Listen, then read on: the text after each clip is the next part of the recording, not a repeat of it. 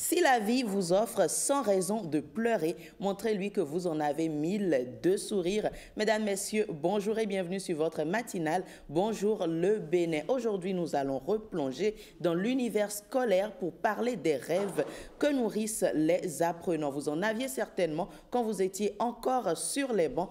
Comment les accompagner pour la concrétisation ou pas? C'est dans Événements à la une. L'information est officielle depuis quelques jours. Mariam Chabi Talata est désignée colistière de Romuald Wadani pour cette présidentielle de 2026. Quels peuvent être les enjeux? On en parle dans quelques minutes dans Invité politique. Parti d'un rêve, il a su marquer l'univers artistique béninois par la réalisation d'une comédie musicale qui raconte une épopée. Amir Ali, artiste rappeur, se positionne aujourd'hui comme l'un des acteurs importants de ce système, de ce Bénin qui innove et qui se révèle. Retour sur son histoire et son parcours avec Ghislaine Adimi dans Réussite. Mais avant tout ceci, place au bulletin d'information.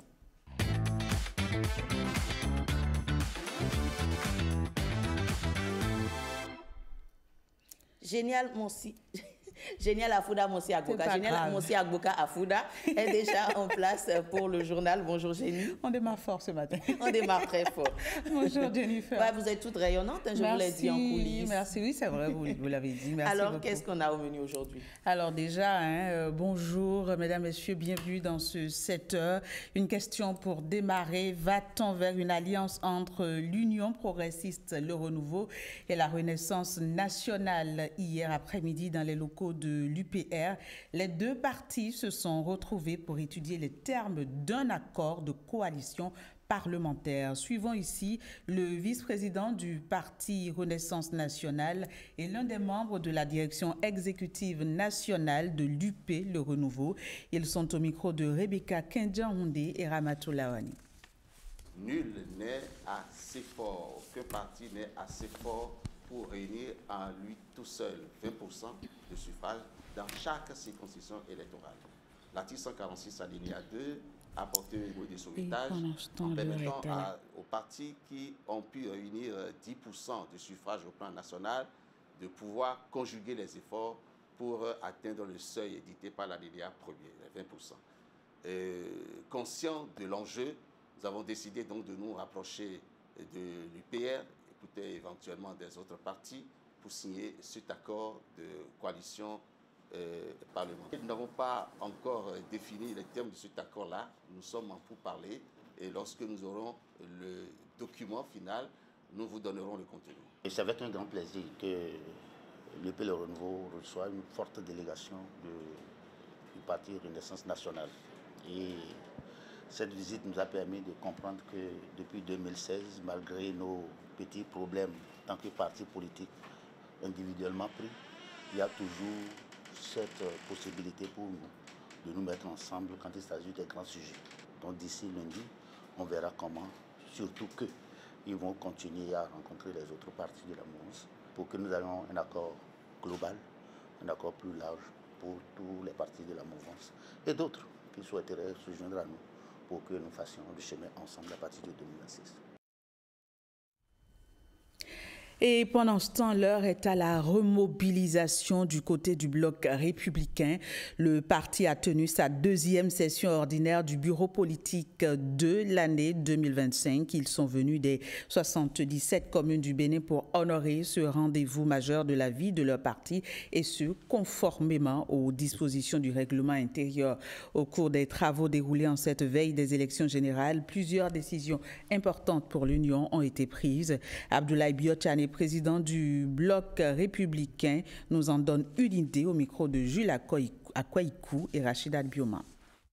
La première décision concernant l'approbation de celle du BEN concernant les camarades qui avaient été sanctionnés traduit notre volonté d'unir tous les militants autour des objectifs du parti.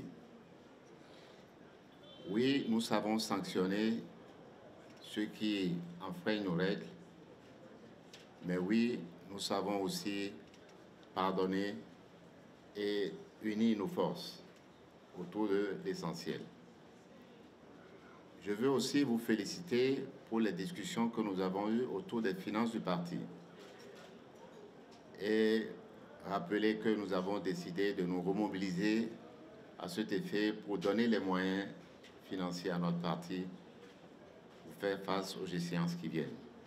Je veux surtout féliciter chacun et tous pour la décision que nous avons prise concernant l'approbation du duo qui va représenter le bloc républicain à l'échéance présidentielle qui vient.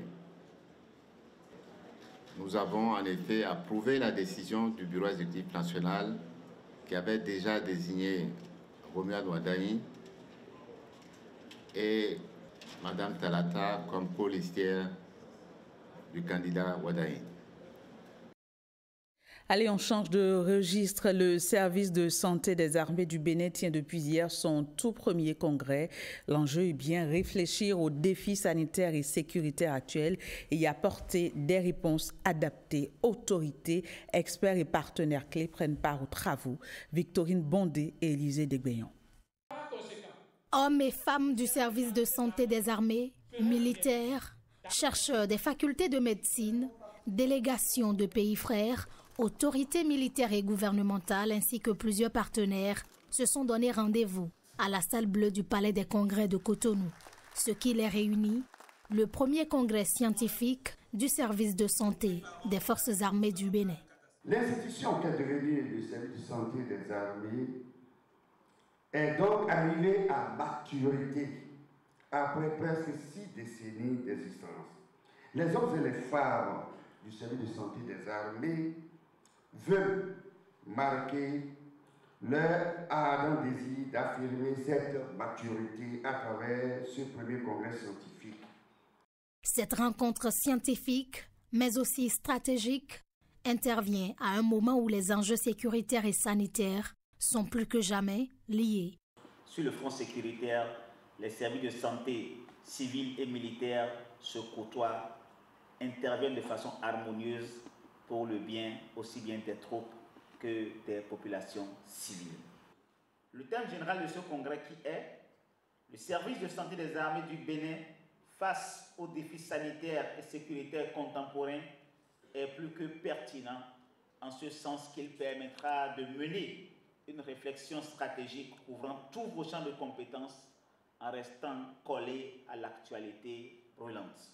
Pour ce premier congrès scientifique du service de santé des armées du Bénin, la réflexion approfondie dans le cadre des débats constructifs permettra sans nul doute l'émergence d'idées nouvelles et de solutions susceptibles d'améliorer les performances et les savoir-faire de nos professionnels de santé. Ces assises sont prévues pour durer 3 jours avec une première journée déjà très riche. Les communications ont porté entre autres sur la gestion de la menace terroriste transfrontalière, la prise en charge du stress post-traumatique et le soutien sanitaire aux équipes déployées sur le front.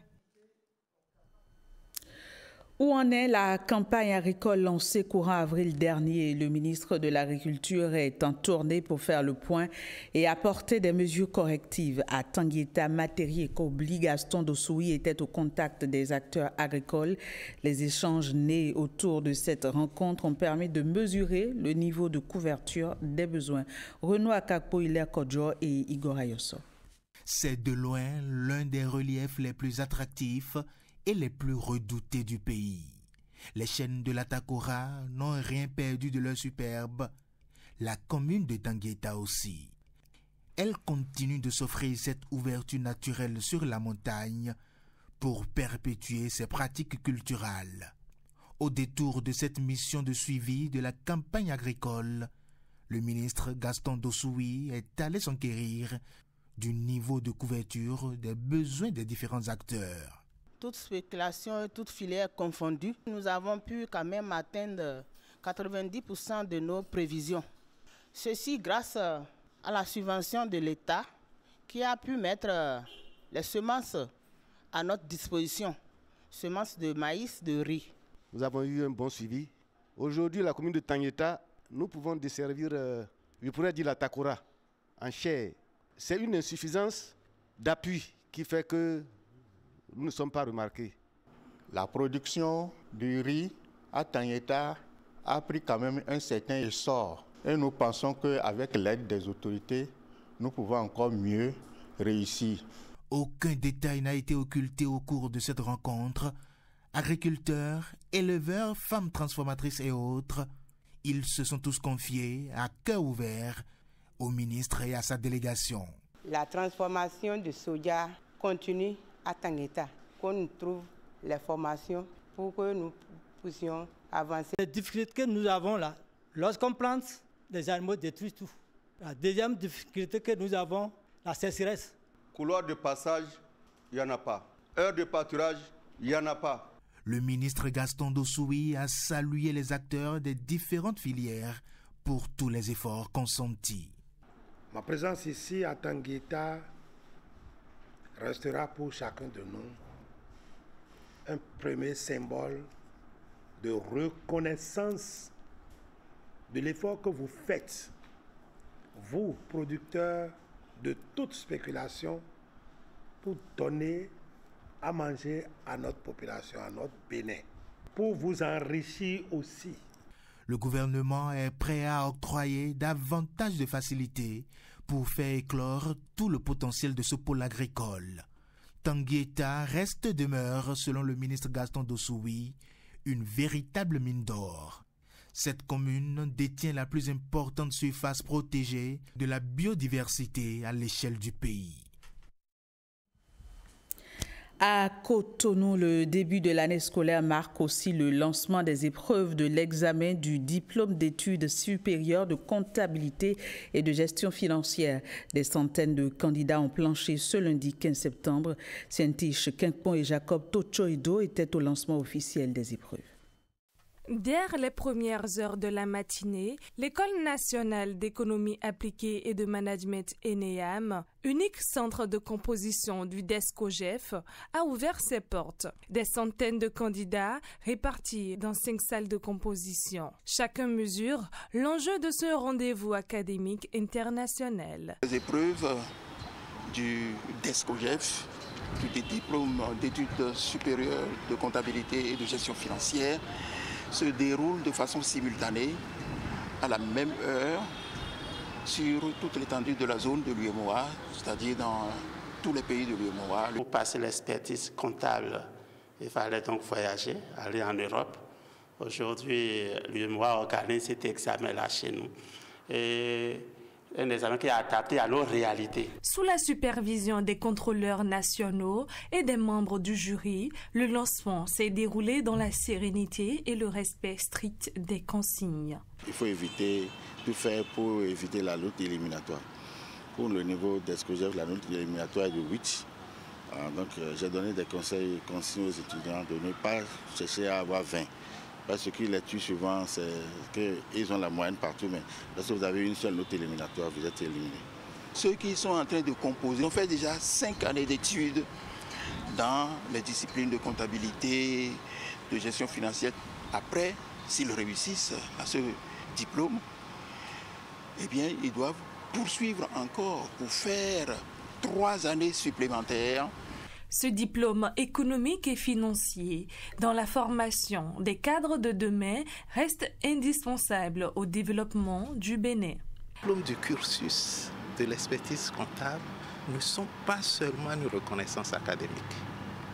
Ils sont aussi la maîtrise de l'éthique indispensable pour assurer la confiance et l'intégrité dans le monde économique.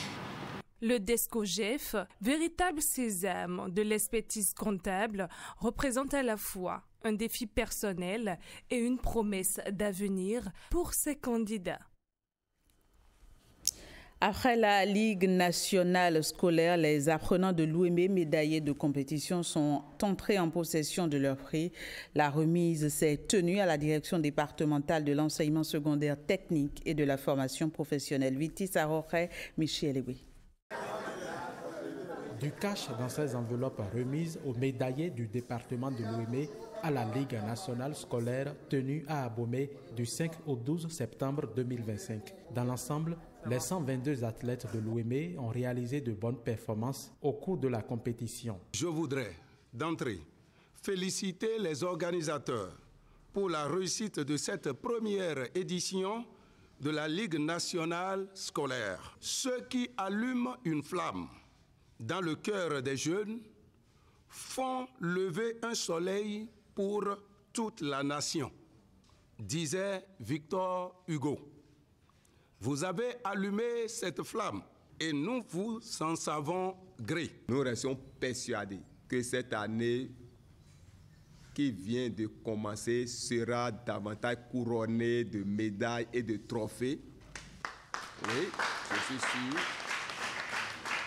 Et que vous irez loin, très loin, aussi loin que possible sur le plan professionnel, sans oublier de poursuivre vos études. À la Ligue nationale scolaire, le basketball, le handball et le football sont les disciplines dans lesquelles les représentants de l'OME, notamment les filles, ont fait sensation. Chaque athlète, quelle que soit sa catégorie, a reçu une enveloppe financière symbolique. Les champions avec 100 000 francs, les vice-champions 70 000 francs et les médailles bronze 50 000 francs par athlète. Au niveau du département de l'OME, nous avons fait une belle performance. Nous avons obtenu le top 5 dans toutes les disciplines. On est content pour tout ce que l'État a fait pour nous. On tient à remercier l'État, le président de la République, le directeur départemental pour tout ce qu'ils ont fait pour nous. Et on espère que ça va continuer les années suivantes. Nous sommes très heureuses d'être les championnes de l'OME. Vive le sport et vive l'OME. L'OME s'inscrit en lettres d'or dans les annales de cette première édition de la Ligue nationale scolaire. La meilleure joueuse de football, tout comme en basket, et la meilleure gardienne de handball proviennent de ce département. Même initiative du côté des champions du département des Collines. Ils ont eux aussi reçu leur bourse de formation des mains des autorités de la localité. C'est à la faveur d'une cérémonie symbolique de remise de prix. La séance s'est déroulée à la mairie de Dassazoumé. Pierrette Adin aussi et Canel Capo. 4 200 000 francs CFA, c'est le montant offert sous forme de bourse à une cinquantaine d'athlètes des équipes championnes du département des Collines ayant pris part à la première édition de la Ligue nationale scolaire. Nous sommes arrivés champions du Bénin au basket masculin. Nous sommes champions au basket féminin. Nous sommes champions au volleyball masculin. Nous sommes champions au 400 mètres hommes. Et nous sommes troisième avec nos filles au foot féminin. Nous allons mettre à disposition des parents environ 4 200 000 francs CFA pour le compte départemental. Cette bourse-là, elle va servir à payer les frais de scolarité. Ça va permettre d'acheter les fournitures. Vous voyez, quel soulagement. Donc cela veut dire que les autres enfants qui sont à la maison, qui ne sont pas ici, donnez-leur l'occasion de s'exprimer, donnez-leur l'occasion de prouver de quoi ils sont capables. Cela va de leur bien et cela va aussi de votre intérêt et avantage. Sont également pris en compte par cette bourse les meilleurs marqueurs du tournoi en basketball, aussi bien chez les femmes que chez les hommes. Ça n'a pas été facile avant qu'on ne gagne cette finale. Et je suis meilleure marqueuse.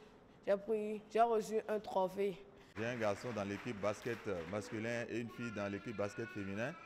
Et je voudrais vraiment saluer les autorités pour avoir eu cette initiative-là, de donner l'occasion aux enfants de s'exprimer et de montrer tout leur talent et de révéler notre pays à travers le sport. Démarrée le 5 septembre dernier, la première édition de la Ligue nationale scolaire qui a réuni les sélections scolaires U16 des 12 départements du Bénin autour de 5 disciplines sportives a été close le 12 septembre 2025 au stade Omnisport de Goro. Allez, on descend, mais avant ça, on découvre ensemble les marchés ouverts ce jour. Voilà, fin de ce bulletin. Merci de l'avoir suivi. On se retrouve la semaine prochaine. Bon week-end à toutes et à tous. Merci beaucoup, génial. Vous avez fait toute la semaine avec nous. Avant de vous raccompagner, je vais quand même vous poser une question. Est-ce que vous aviez des rêves? Quand vous étiez sur les bancs, vous vouliez devenir quoi? Vous allez rire. Bon, deux choses. Toujours, oui. La première, devenir magistrat. D'accord. La deuxième, chanteuse. Ah oui? Mais pas bas de gamme en plus. Style vous voyez le feeling. Angélique Kidjo, Beyoncé, voilà, etc. C'est peut-être pas trop tard. Si vous faites et les gens rigolent demain, la même ça va être chaud. Non, mais nous avons tous eu des rêves. Il y en a qui rêvaient d'être président, d'autres rêvaient d'être princesse. Ouais. En tout cas, on en parle dans Événement à la Une. Patrick Diossou et son invité sont déjà en place. Génial, on se dit à la semaine prochaine. Allez, Événement à la Une, c'est parti.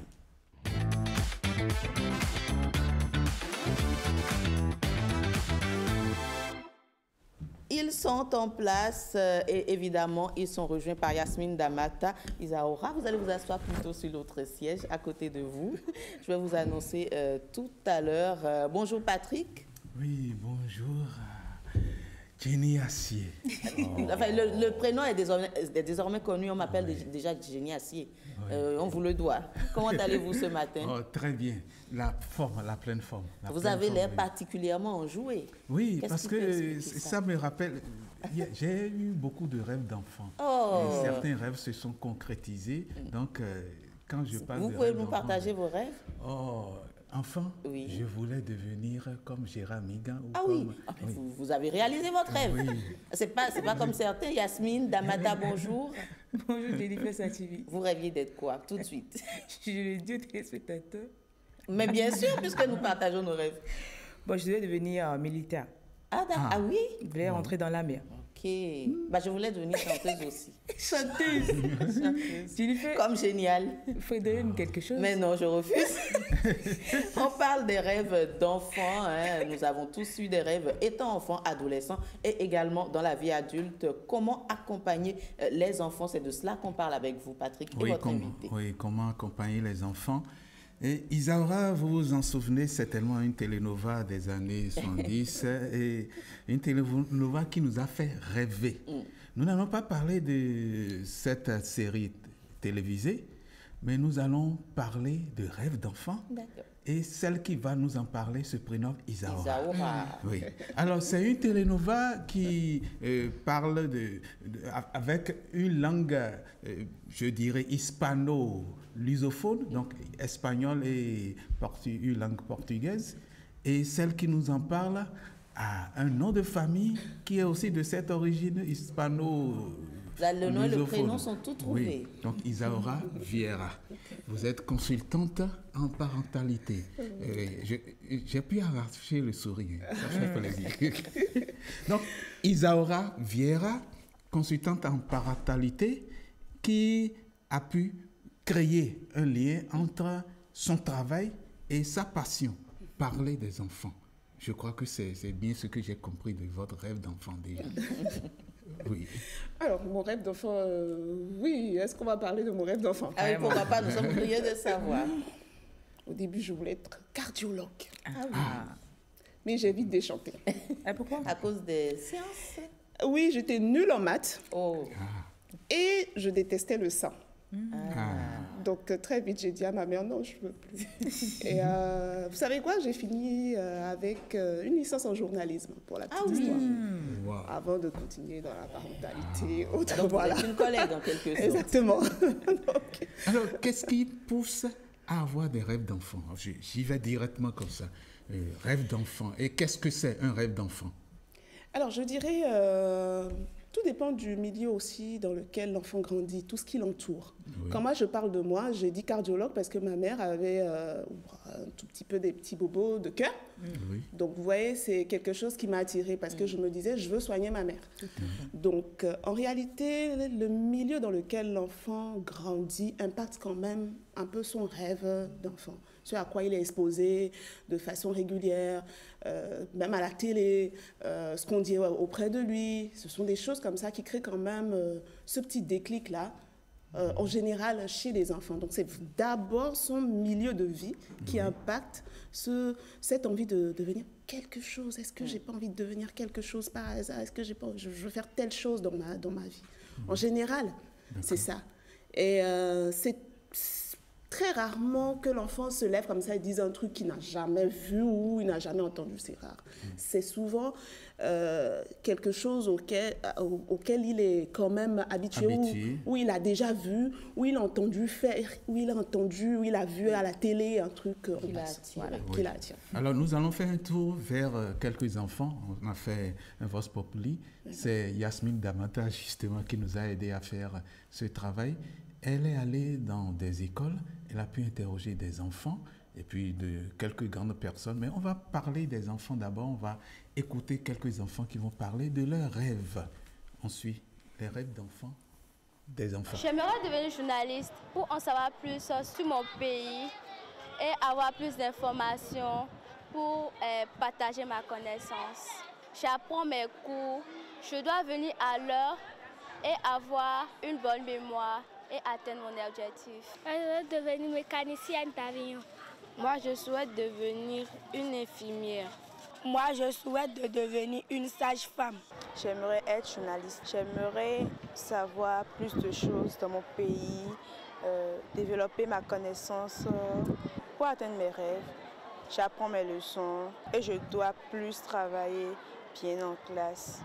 Je souhaite être couturière, styliste, comme ma mère, pour coudre des robes, pour sublimer. Quand j'étais au cours primaire, voir des femmes qui enseignent, ça me plaisait déjà. Donc je rêvais de devenir enseignante, pas forcément enseignante de français, mais enseignante. Quand j'ai grandi, je me suis rendu compte que en fait, l'environnement est déterminant, même dans la définition des ambitions de chacun.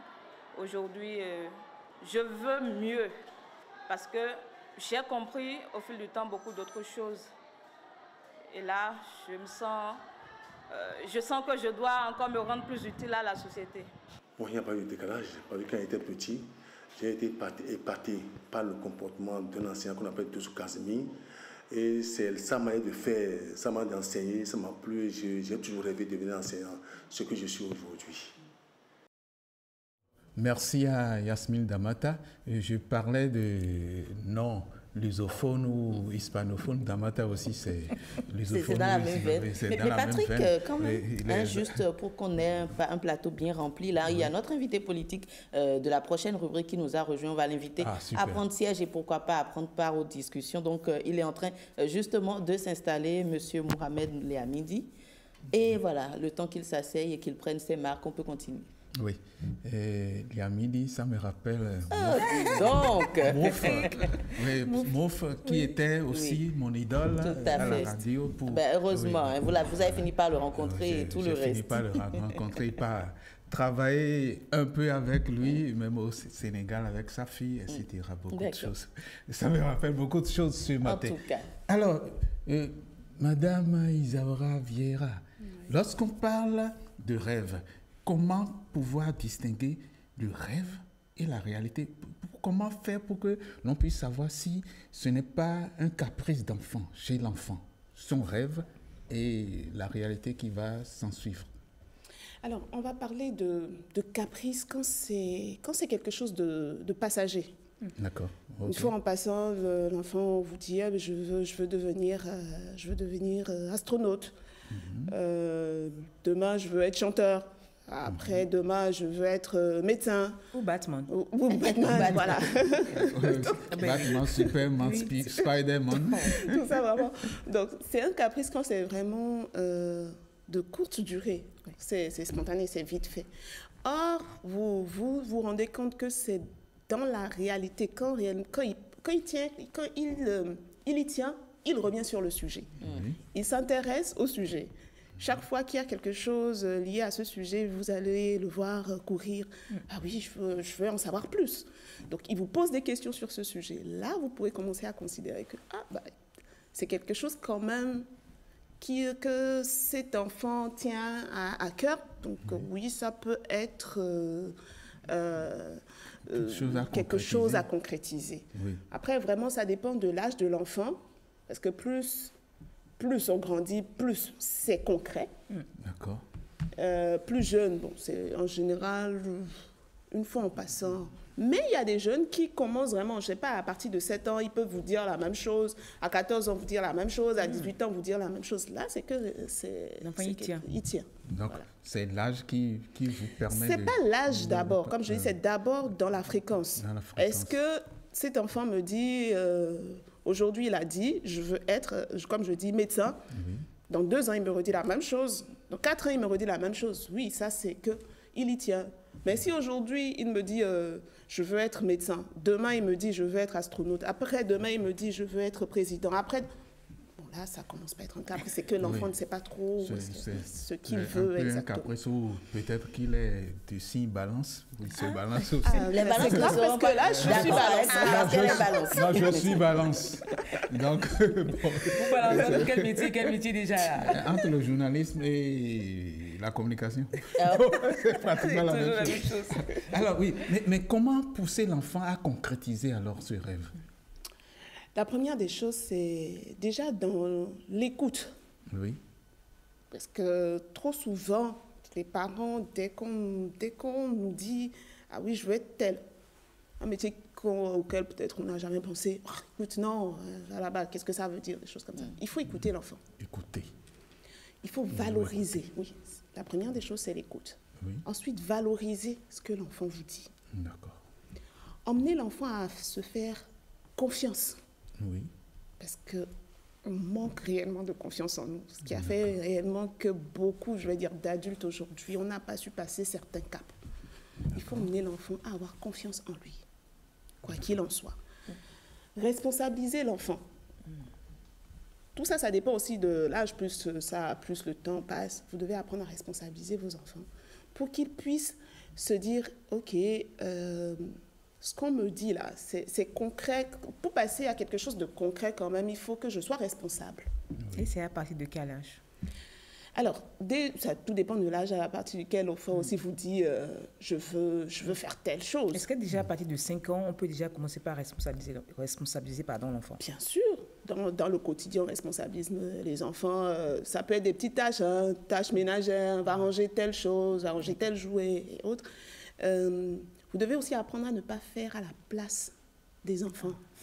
Tout le temps, là, c'est pas bon. Parce que pour passer, oui, ce sont des phases. C'est une façon de former l'enfant d'une manière ou d'une autre. Parce que quand on offre trop à l'enfant, quand on fait tout à sa place, l'enfant ne prend pas conscience du fait qu'à un moment donné, j'aurai quand même des étapes où je vais être confrontée à des difficultés. Parce que pour passer d'un rêve à un projet de façon concrète, bah, ce n'est pas de l'eau à boire. D'accord. Il y aura des difficultés. Donc, vous accompagnez l'enfant en lui montrant que je ne peux pas tout le temps faire à ta place. Tu dois faire à ta place. Après tout, c'est quand même ton rêve. Oui. Alors, madame, justement, vous parliez de ne pas vraiment discréditer certains rêves. Vous imaginez, vous avez votre fils qui vous dit, pendant que d'autres disent, je vais être président, je vais être ministre, etc., il vous dit, moi, je rêve d'être cuisinier. Est-ce qu'il faut se dire... Beau, Jennifer, cuisiner. Oui. Je vais être cordonnier. Cordonnier, par exemple. Est-ce qu'il faut se dire, oui, évidemment, c'est un rêve, c'est un travail comme tout autre. Ou est-ce que, parce que vous savez, la plupart des parents rêvent plutôt de certains postes très, très, très élevés pour leurs enfants. Dans ce cas, comment est-ce qu'il faut le rabrouer? Est-ce qu'il faut se dire, je vais le détourner? Ou est-ce qu'il faut vraiment l'accompagner? Alors, il ne faut pas le rabrouer, comme vous dites. D'accord. Il faut arrêter de briser les rêves des enfants. Beaucoup de parents, on remet sur nos enfants ce que nous, on n'a pas pu faire. Exactement. Et ce n'est pas nos rêves. Tu peux être cordonnier et être le meilleur cordonnier qui soit. Oui. Et c'est ça qu'il faut apprendre à l'enfant. Ce n'est pas de dire, ah, être cordonnier c'est nul. Non, parce qu'aujourd'hui, tu peux être cordonnier et gagner beaucoup mieux ta vie que certains qui sont dans les bureaux. Oui. Donc, mieux que des médecins. Donc, l'idée, c'est vraiment de comprendre déjà pourquoi tu veux être cordonnier. Parce qu'il y a peut-être des choses autour qu'on ne sait pas. Il y a plein de trucs qui vont vous donner des idées. D'accord, ok. Comme je dis, il faut regarder combien de fois il va vous dire « je vais être cordonnier ». Chaque fois, ok, d'accord. On commence par s'informer aussi en tant que parent. Où est-ce qu'il peut faire peut-être une bonne école? Mais rappelez-lui que l'éducation de base est quand même importante. C'est bien d'être un cordonnier bien instruit. Oui. Donc, il faut que tu ailles à l'école. Même dans les mathématiques, ça va peut-être te permettre de savoir comment est-ce qu'il faut tracer correctement tes chaussures, parce que tu vas peut-être créer des choses. Il faut savoir ramener quand même ce qu'on apprend à l'école, faire un lien entre ce qu'on apprend à l'école et la passion et le rêve de l'enfant. Ça lui donne... La théorie de l'école et puis la pratique. La pratique, d'une manière ou d'une autre, comme je dis, par exemple, s'il vous dit qu'il va être cordonnier, les mathématiques, c'est vrai qu'au départ, ça n'a rien à voir. Mais si tu connais ce que c'est qu'un angle droit et autres, ça peut t'aider aussi dans ce que tu vas mettre en place dans ton système de cordonnier, et tu seras le meilleur cordonnier. Oui. Donc, il faut pouvoir en faire un lien entre ces deux-là. Là, ça donne à l'enfant l'envie de pouvoir apprendre. Et vous valorisez, vous informez de part et d'autre. Prenez des contacts aussi avec des gens qui ont déjà fait ce métier. D'accord. Mettez l'enfant en contact pour peut-être échanger. Quand l'enfant échange, après il peut encore se dire, ok, bon, après l'échange, ça ne me dit plus. Oui. Comme ça peut le motiver et il va se dire, ah oui, j'y crois, je veux faire. Informez-vous. Valorisez ce qu'il est en train de faire. Et chaque fois qu'il fait quelque chose, dites-lui, rappelez-lui, tu dois être le meilleur cordonnier. Tout à fait, très important. Mais quand le rêve de l'enfant... Je me permets, puisqu'il est là depuis un moment, on n'a pas vu son visage, on l'a annoncé. On va un peu le présenter. Monsieur Mohamed Liami dit bonjour. Bonjour. Comment allez-vous? Ça va. Alors, vous êtes là, évidemment, pour la rubrique politique, mais ça ne vous empêche pas de participer. On peut se prêter à un exercice. Quel était votre rêve quand vous étiez enfant? Je pense que je rêvais beaucoup plus d'être médecin. Oh, d'accord. Il y a beaucoup de médecins sur ce plateau. Et finalement... Chemin faisant, j'ai découvert autre chose qui me passionne. Et je pense que... Après, je me suis rendu compte que je n'aime pas vraiment les hôpitaux. Ah, je crois, ils sont bien alignés. Mais quand vous étiez enfant, pourquoi avez-vous fait le choix de devenir médecin? Bon, beaucoup plus parce que j'ai été marqué, par, comme beaucoup d'entre nous, par des événements où quand vous voyez des gens qui ont besoin de soins ou qu'on aurait pu, d'une manière ou d'une autre, sauver, c'est-à-dire qu'ils soient toujours en vie avec vous et que vous les perdez, ce sont des situations qui vous amènent à penser que, bon, quand même, vous pouvez sauver des vies. Et donc, à partir de ce moment, il y a ce rêve-là qui naît comme chez tout enfant, hein, des rêves d'enfance. Maintenant, si, avec le temps qui évolue, le rêve reste constant, c'est qu'il y a beaucoup plus de chances d'aller vers ça. Par contre, si ça varie, c'est-à-dire que si vous découvrez d'autres choses, d'autres passions, d'autres aptitudes en vous, ça peut évidemment vous amener à prendre un autre chemin. Oui, mais vous avez continué à vouloir sauver votre métier actuel. Du mieux que je puisse, mais je vous ai déjà dit, l'hôpital, j'aime pas. D'accord, c'est quoi? Alors nous allons continuer toujours dans la réflexion et suivre un élément de Yasmine Damata qui nous replonge vraiment dans le rêve d'enfant. On le suit, cet élément. Les amis font quoi sur le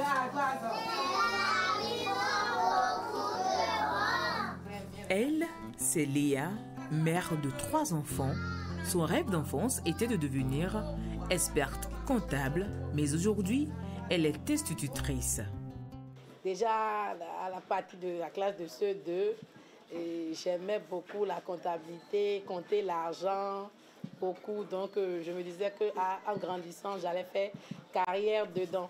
Mais arrivé à la classe de 6e, avec mes professeurs qui étaient là, qui me fascinaient, déjà dans ma tête, ça a commencé à changer. Et j'ai dit, même j'aimerais être devant les gens, parler, éduquer, enseigner. C'est ça qui m'a fait changer d'avis. Aujourd'hui, je ne regrette pas mon choix. J'aimerais dire aux enfants qui ont des rêves de croire en leurs rêves. Et puis en grandissant, on ne sait jamais, ça peut changer. Mais d'abord d'y croire.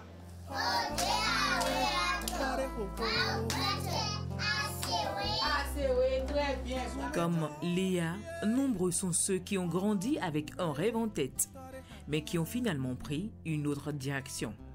Nous avons rencontré d'autres personnes qui nous racontent leurs propres histoires. Quand on était enfant, on a plusieurs rêves. Quand on nous pose des questions, c'est pour devenir docteur ou imiter un directeur d'école.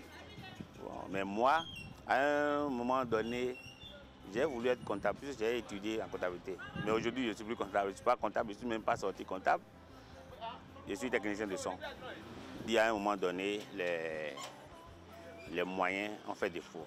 J'ai toujours rêvé d'être enseignant puisque nous avons connu de bons maîtres qui nous avaient donné l'envie. C'est chemin faisant que j'ai eu un autre rêve. Là, j'étais beaucoup plus âgé. Hein. J'avais voulu être avocat. Je suis devenu enseignant et je ne le regrette pas. Quand j'étais enfant, j'avais envie de devenir la sage-femme. Mais en cours de route, j'ai un truc là. J'ai laissé. J'ai décidé de faire l'anglais. Parce que je travaillais beaucoup plus en anglais. Donc la raison pour laquelle quand j'ai eu mon bac, j'ai opté de faire l'anglais sur le campus. J'ai fait l'anglais sur le campus, j'ai eu mon diplôme maintenant. Je suis ancienne professeure d'anglais, j'enseigne. Alors, pourquoi ces rêves d'enfants ne se réalisent-ils pas toujours? Pour comprendre, nous avons posé la question à un spécialiste. Le rêve de l'enfant, de façon initiale, ça appelle de la magie, mais après, dans le parcours, il y a l'environnement, il y a l'éducation, il y a les outils, les moyens, tout ça. Donc forcément, ça va se bonifier ou ça va changer. Mais si c'est un rêve qui lui est imposé, si on le conduit malgré lui dans un métier plus tard qui ne sied pas trop, il ne va pas être épanoui, il ne va pas. Donc c'est très important d'aider l'enfant à réaliser son rêve. Rêver, c'est déjà commencer à bâtir son avenir. Mais pour que le rêve d'enfant devienne réalité, il faut de la persévérance, de l'accompagnement et surtout croire en soi.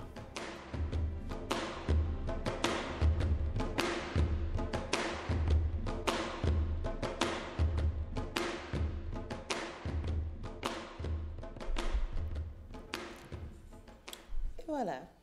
Oui, il faut croire en soi. Il faut de la persévérance.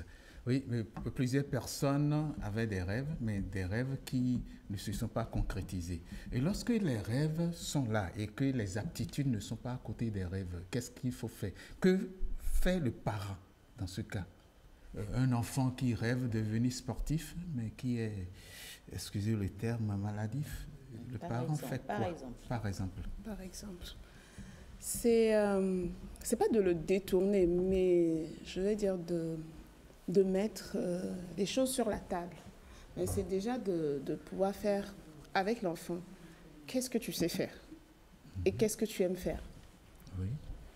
Quand on a déjà ces deux volets-là, l'enfant même, il arrive à voir, ok, je suis à tel niveau.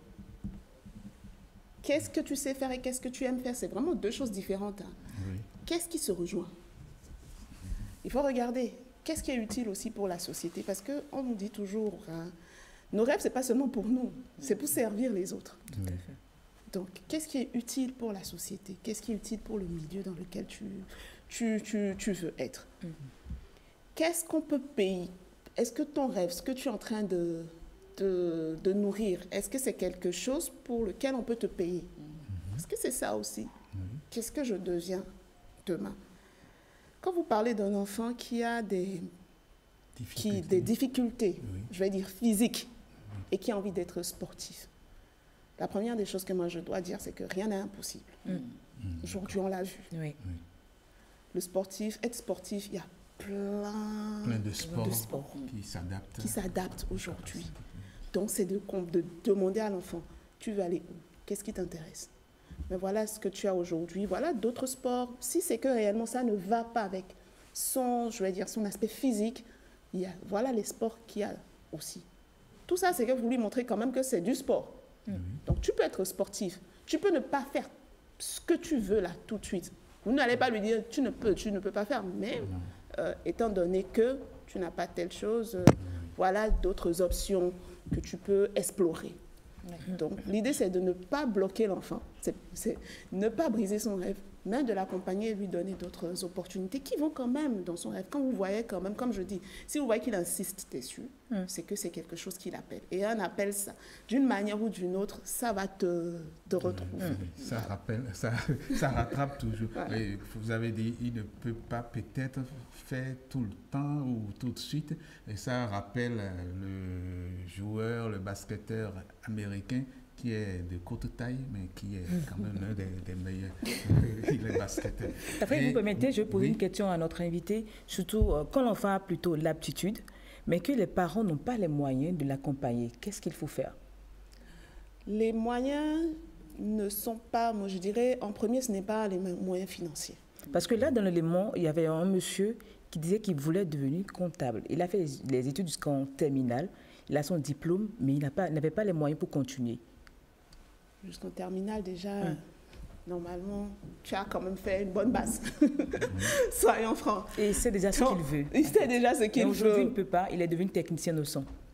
Parce que c'était ce qui s'offrait à lui, c'était bien, il n'avait plus, les parents n'avaient pas les moyens. Donc comment accompagner un enfant qui a vraiment son rêve, le rêve est bien défini, il a les aptitudes qu'il faut, mais les parents n'ont pas les moyens pour l'accompagner. Qu'est-ce qu'il faut faire? Moi, je redis, le premier accompagnement, ce n'est pas financier. D'après moi, ce n'est pas financier. L'argent, comme on dit, ça vient et ça part. Oui. D'accord? Le premier accompagnement, c'est d'abord l'accompagnement moral. Qu'est-ce que vous dites à votre enfant? Est-ce que vous le motivez? Quand on donne les ailes, comme on dit, quand vous donnez des ailes aux enfants ou aux personnes qui vous entourent, la personne se sent capable de faire de grandes choses. Quand on prend l'exemple de celui-là, je suppose que jusqu'en terminale, c'est quand même pas mal. Tu as fait un bon cheminement. À la limite, tu n'es plus vraiment enfant. Oui. Si réellement c'est pour continuer des études, c'est entre autres, il y a des petits jobs juste après le bac. D'où il est devenu technicien de son, c'est le job qu'il a commencé. Ce sont des choses qui peuvent arriver. Il y a la situation, il y a d'autres choses qui font que tu peux te mettre. Mais sinon, des petits jobs, quand je dis petits jobs, si c'est vraiment le moyen financier qui manquait, qui manque, c'est vrai, c'est des réalités qui font que tu prends un autre chemin. Mais n'empêche quoi. Il y a des petits jobs, si c'est réellement ça. Moi, je connais des gens qui ont fait des jobs pour pouvoir se payer, payer des études pour aller plus loin. Et c'est pour ça que je dis, lui, quand même, jusqu'en terminale, c'est que bon, il a quand même fait un bon niveau, un bon parcours. Si on me disait quelqu'un qui était en 6e, en 5e, j'allais comprendre encore que bon, que c'est difficile. Je ne vais pas demander à un enfant d'aller travailler. Tout à fait. Vous voyez? Voilà. J'aimerais insister un peu sur une question parce que c'est dans notre quotidien. On ne s'en rend pas forcément compte. J'ai mon enfant, je programme qu'il sera, je ne sais pas moi, président de la République. Chaque jour, je lui répète, tu es président, il faut que tu sois président. Et je le conditionne. On nous dit quelque part que la parole est sacrée. Est-ce qu'après, si l'enfant rêvait d'être peut-être dans une association humanitaire, est-ce que ça va changer sa trajectoire? En réalité, vous allez briser votre enfant parce que vous allez lui imposer quelque chose qu'il n'aime pas. Et aujourd'hui, on a des enfants, ce n'est pas comme nous avant, avant on ne pouvait même pas parler. Aujourd'hui, on a des enfants qui vous répondent du tac au tac. Vous allez briser votre enfant parce que ce n'est pas son rêve. Donc, pourquoi lui imposer et le lui chanter tous les matins? Ça n'a pas de sens. Ça n'a pas de sens. Et votre enfant va vous en vouloir. Ça, c'est ça le truc. Parfois, on se dit, oh, les enfants sont ingrats. Non, un jour, si réellement l'enfant suit votre chemin pour vous faire plaisir, il va vous le dire, je t'en veux. Et ça, vous n'aurez rien fait. Vous avez beau utiliser des millions pour envoyer votre enfant à l'école, dans les grandes écoles, pour soi-disant qu'il devienne président. Mais il va vous dire un jour, ça n'a servi absolument à rien. Parce que tu ne m'as pas écouté au moment où j'avais besoin que tu m'écoutes. Et c'est ça ce que je disais. Écouter, valoriser. Accompagner l'enfant dans ce qu'il veut, tout en prenant quand même soin de voir est-ce que c'est passager, est-ce que c'est quelque chose de beaucoup plus concret, comment est-ce que je l'accompagne, je le mets en contact d'autres personnes qui ont peut-être fait ce métier qu'il veut. Ça va peut-être changer la donne, mais ce n'est pas à nous d'imposer un métier à nos enfants.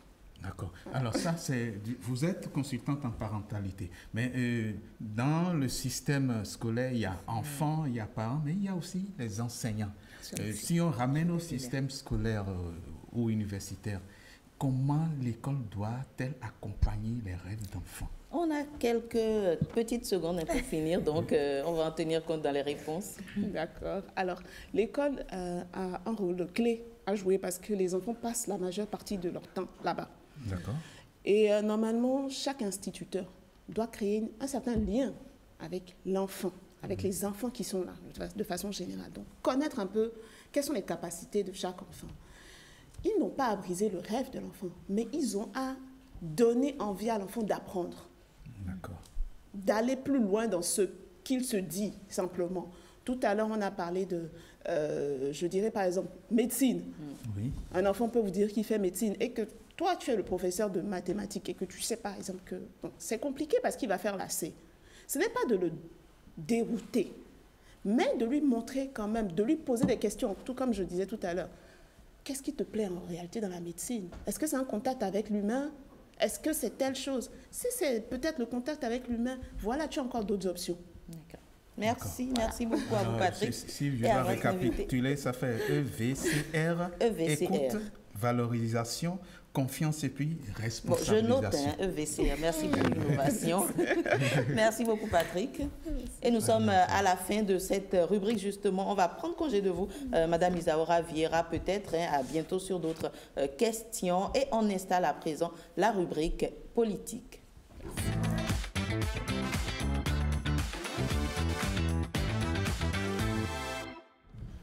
On parle politique à présent, je le disais. Mariam Chabi Talata, l'actuelle vice-présidente de la République, est désignée colistière du candidat à la présidentielle Romuald Wardani. L'annonce a été faite dans un communiqué final à l'issue d'une réunion du secrétariat exécutif du bureau exécutif national du bloc républicain qui s'est tenue le mardi 16 septembre sous la présidence d'Abdoulaye Bio-Tchané, le président du parti. On parlera des enjeux, mais avant, on aborde la question du quitus fiscal qui suscite des divergences, notamment dans le camp de l'opposition. Le parti Les démocrates voit une arme politique pour exclure les adversaires.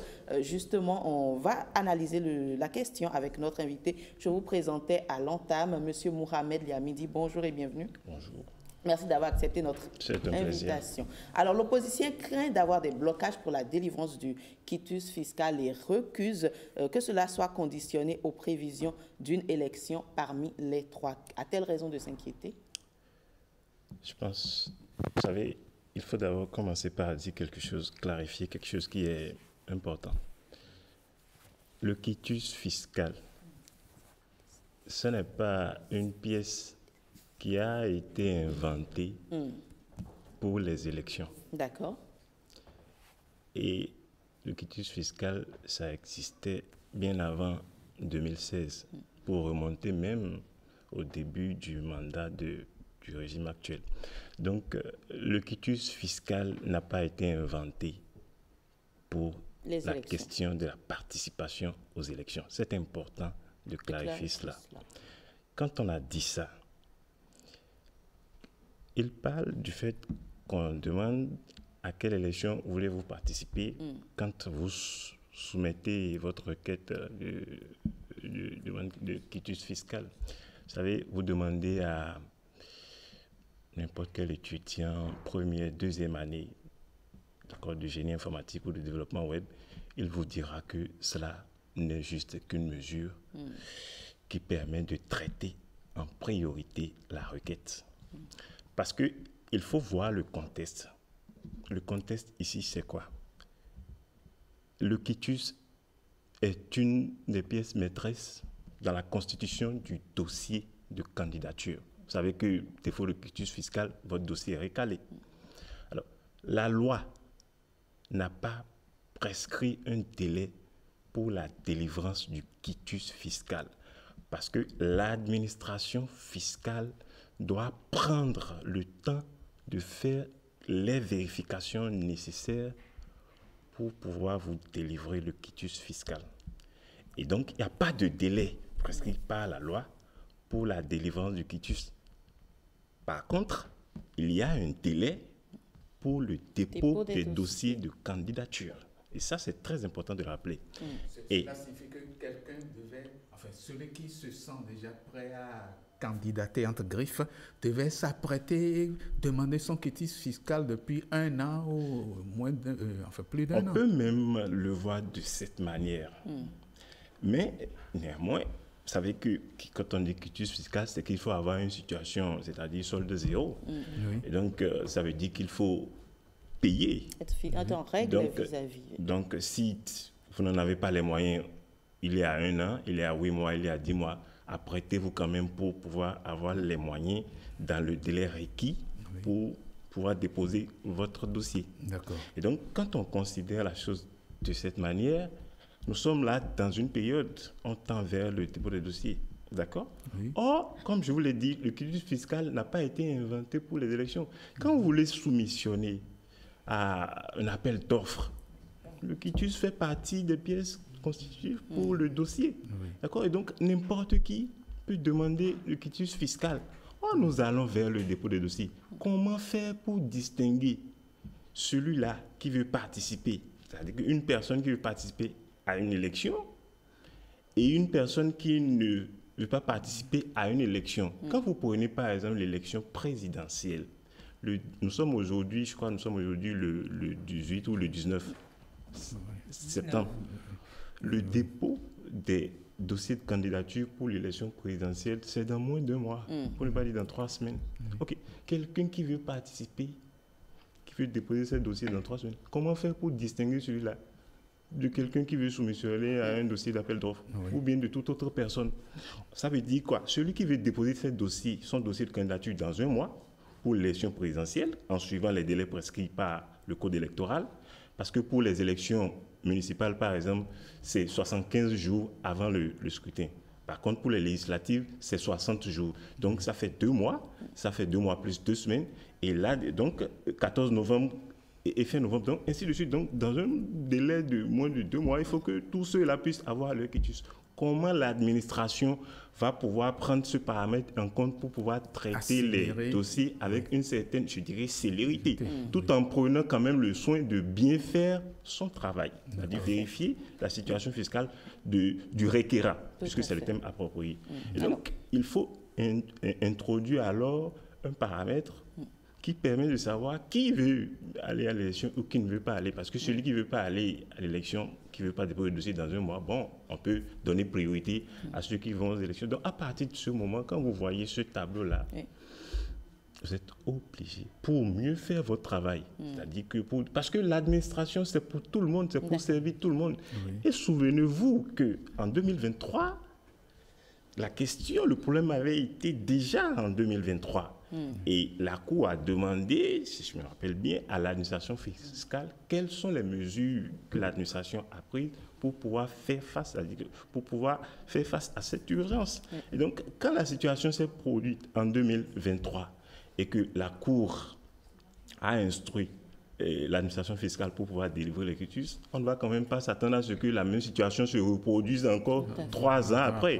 Quand vous êtes une administration, que vous avez le souci de l'efficacité, que vous voulez faire votre travail comme ça se doit, vous devez être dans une procédure d'amélioration continue. C'est comme ça qu'on l'appelle. Et donc, à partir de ce moment, le problème ne se pose pas. Ce qui est pointé du doigt, essentiellement, ce n'est pas tant l'obtention ou non du quitus, mais c'est le fait que cela limite. Le Parti Les Démocrates estime que, justement, ils sont limités dans leur participation parce que cela est conditionné à une seule élection au lieu des 3. Qu'est-ce que vous en pensez? Quand vous faites une demande, je viens de le dire, il y a le délai quand vous faites une demande. Donc, c'est ça qui joue? Non, ce que j'ai dit, quand vous allez sur la plateforme et que vous lancez votre requête, soumission, quitus fiscal, le quitus fiscal, quand on vous l'envoie, moi j'ai demandé au moins une fois dans ma vie le quitus fiscal, on vous l'envoie. Qu'est-ce qui vous empêche d'utiliser le même quitus pour les autres élections? D'accord. En fait, ou peut-être c'est moi qui ne comprends pas. Maintenant, quand vous avez demandé une fois, l'administration n'a pas mis un délai pour dire que quand vous demandez le 1er septembre, vous ne pouvez pas demander le quitus le 10 septembre ou que vous ne pouvez pas demander le quitus le 30 septembre. Je ne pense pas que c'est le cas. Et donc, à partir de ce moment, compte de l'offre de service qui est en fait, on peut aussi s'adapter en tant qu'usager et prendre ses précautions. Mais est-ce que cela garantit, parlons du quitus fiscal, est-ce que cela garantit une transparence via la plateforme qui y est dédiée, une équité? L'utilisation de la plateforme, elle n'est pas dédiée à l'opposition. Tout à fait. Elle n'est pas dédiée à la mouvance. Elle est dédiée à tout usager de l'administration fiscale. Et donc, c'est le même traitement. Il y a ce qu'on appelle l'égalité dans le traitement. Et ensuite, après cela, il y a les voies de recours qui existent. Donc, ça garantit un minimum de transparence pour tout le monde. Et donc, à partir de ce moment, le problème ne se pose pas. Si vous voulez que je vous dise, c'est que nous avons en face, c'est malheureusement ce qu'on constate depuis un moment, voilà un groupe. Et c'est cette manière qu'ils ont de toujours être dans des théories, à la limite, je dirais, conspirationnistes et à la limite même complotistes. Ça, c'est vous qui le dites. Bien sûr, je l'assume. C'est ça qui amène à penser. Parce que le traitement, il est le même pour tout le monde. Alors, pourquoi parce que justement, on n'a pas eu le camp d'en face qui a parlé d'un traitement de faveur à ce propos. Vous savez, en 2023, je peux encore le rappeler, ça c'est quelque chose qui est connu de tout le monde. Il y a eu des acteurs de la mouvance qui n'ont pas eu leur quitus, qui ont fait la demande et qui n'ont pas eu leur quitus. En tout cas, qui ne l'ont pas eu avant les élections ou bien à temps pour pouvoir déposer leur dossier. Ils n'ont pas eu besoin de faire une conférence de presse pour cela. Et donc, à partir de ce moment, je ne vois pas pourquoi l'obtention ou la délivrance de quitus fiscal doit faire l'objet d'une conférence de presse. Pour moi, c'est... S'il vous plaît, rassurer l'opinion. Est-ce que lorsqu'on est en train de remplir, on doit indiquer le parti auquel on appartient, ou est-ce qu'il y a quelque chose de ce genre qui... De ce que je sais, on n'a pas... Il n'est pas demandé, quand vous allez sur la plateforme pour soumission, il n'est pas demandé à quel parti vous appartenez, mais à quelle élection vous souhaitez participer. Ça veut dire que c'est pour tenir compte du délai et traiter le dossier en urgence, si je peux le dire comme ça. Ça doit être clair pour tout le monde, parce que là, il s'agit de l'administration publique qui est au service de tous les citoyens. Super. Et nous sommes égaux devant la loi. Donc, le traitement égalitaire prévaut pour tout le monde. Et quand il s'agit de l'administration, il faut dire les choses telles qu'elles sont. Et je ne vois pas l'intérêt qu'on a d'une manière ou d'une autre à discréditer l'administration. Ça n'est pas bien. Et cette façon qu'ils ont d'opérer au niveau de ce parti, c'est quelque chose qui n'est pas bien et qu'il faut dénoncer. D'accord. Et justement, puisque c'est eux, les démocrates, le parti des démocrates, c'est eux qui ont lancé l'alerte, je dirais. Ils ont demandé également une audience auprès de la DGI qui les a reçus récemment. Et il y a eu quand même, la DGI a justifié cette exigence par la nécessité de traiter les demandes par ordre de priorité, car les dates de dépôt des dossiers, c'est ce que je viens de justement auprès de la Sénat, varient selon le type d'élection. Et il y a eu également, après les discussions, une consultation, une suite favorable. Et en conséquence, les paramètres de la plateforme ont été modifiés et la version a été mise en ligne le même jour, c'est-à-dire le mercredi. Est-ce que vous pensez que cela va un tant soit peu calmer les divergences? Les divergences... Les plaintes, les craintes de ce parti-là. C'est ce parti qui avait des craintes, qui nourrissait des craintes. Et ils ont posé leurs problèmes à l'administration et l'administration les a écoutés. Est-ce que vous pensez qu'ils seront satisfaits maintenant? Ce que je pense n'est pas important. Mais ce que je dois vous dire, c'est que puisque c'est eux qui craignaient cela et que l'administration maintenant a retiré ce paramètre, si ça peut les rassurer, tant mieux. D'accord. Vous savez, tout ce qui a d'avantages a aussi d'inconvénients. Puisque l'administration a voulu introduire un paramètre pour traiter les dossiers dans l'ordre de priorité et que pour eux, c'est un problème et que cela a été retiré, et donc, on ne viendra pas après faire le procès à l'administration de ne pas délivrer le quitus dans les délais. En tout cas, dans les délais pour pouvoir déposer le dossier. Puisque là, ce qui pouvait permettre à l'administration de savoir comment traiter les dossiers en priorité, on a voulu que ce paramètre soit retiré. Et donc, pour moi, il va falloir, si évidemment cela les a reconfortés, il va falloir aussi en assumer les conséquences quand il y en aura. D'accord. Alors, un autre sujet, je l'annonçais, c'est le choix justement de la colistière du candidat de la majorité présidentielle, Mariam Chabi Talata, a été désigné. Comment appréciez-vous cela? Pour moi, c'est d'abord le choix de la stabilité. D'accord? Parce que Madame la vice-présidente Chabi Talata, sortant, et on espère qu'elle sera reconduite dans ces fonctions, que le peuple fera confiance à ce ticket-là de la mouvance pour qu'elle puisse continuer de servir le pays comme elle l'a fait ces 5 dernières années. Donc je disais, la lecture que je fais de cela, c'est que c'est le choix de la stabilité. Ça fait 5 ans qu'elle est dans cette fonction.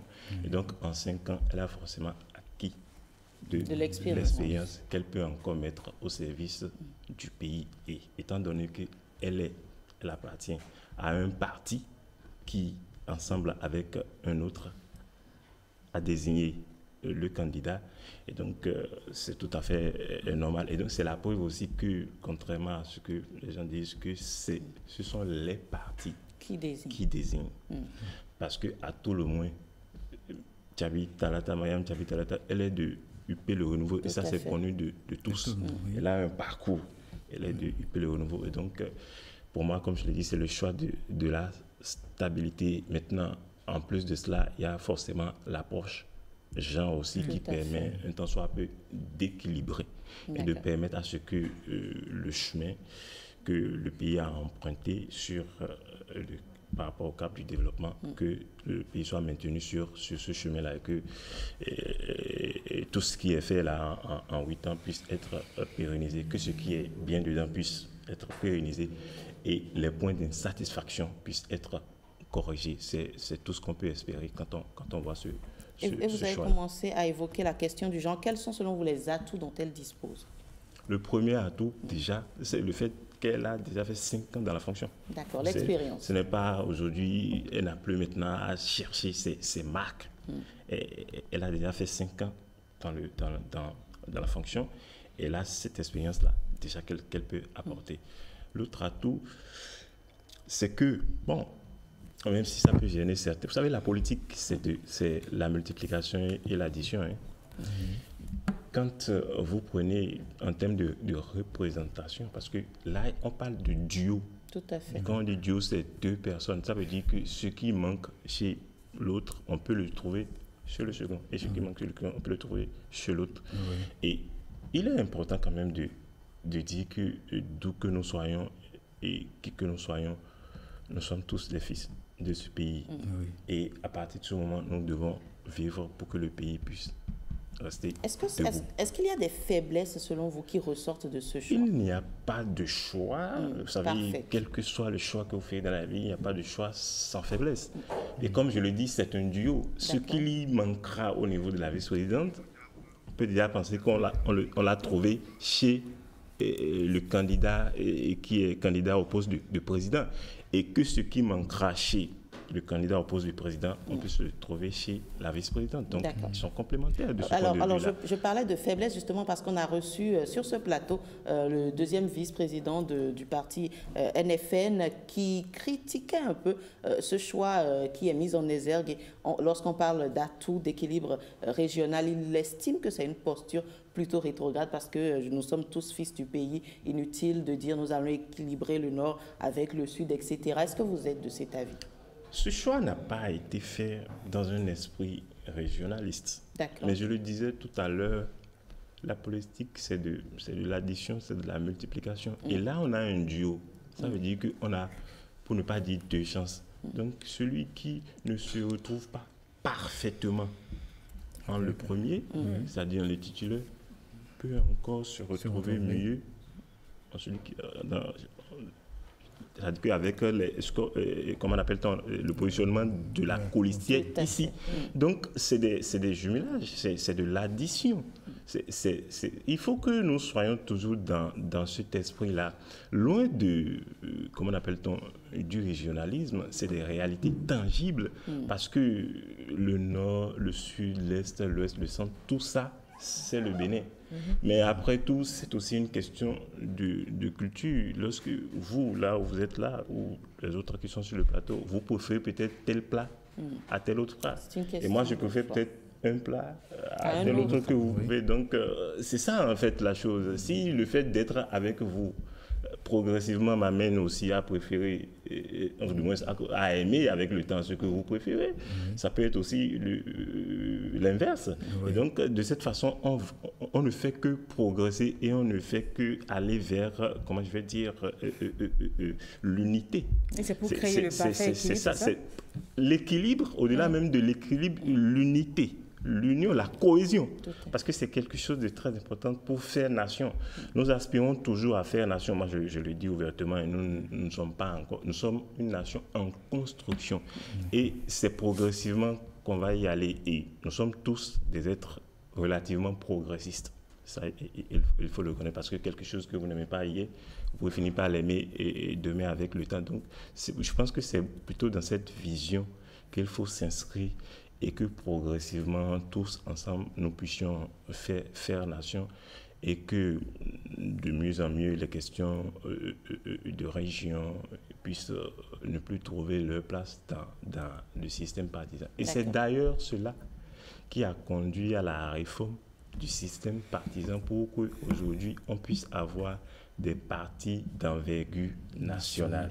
Et quand vous prenez par exemple la vice-présidente qui est de sa région, mais qui est de UP Le Renouveau, et que vous prenez quelqu'un d'autre qui est du Sud et qui est du UP Le Renouveau, tout ça, c'est un courrier dans le... Ça permet en fait de rassembler tout le monde et d'aller à la cohésion dont je parle tout à l'heure. Donc, l'idée d'avoir des partis d'envergure nationale ça vient à terme régler ces problèmes de région.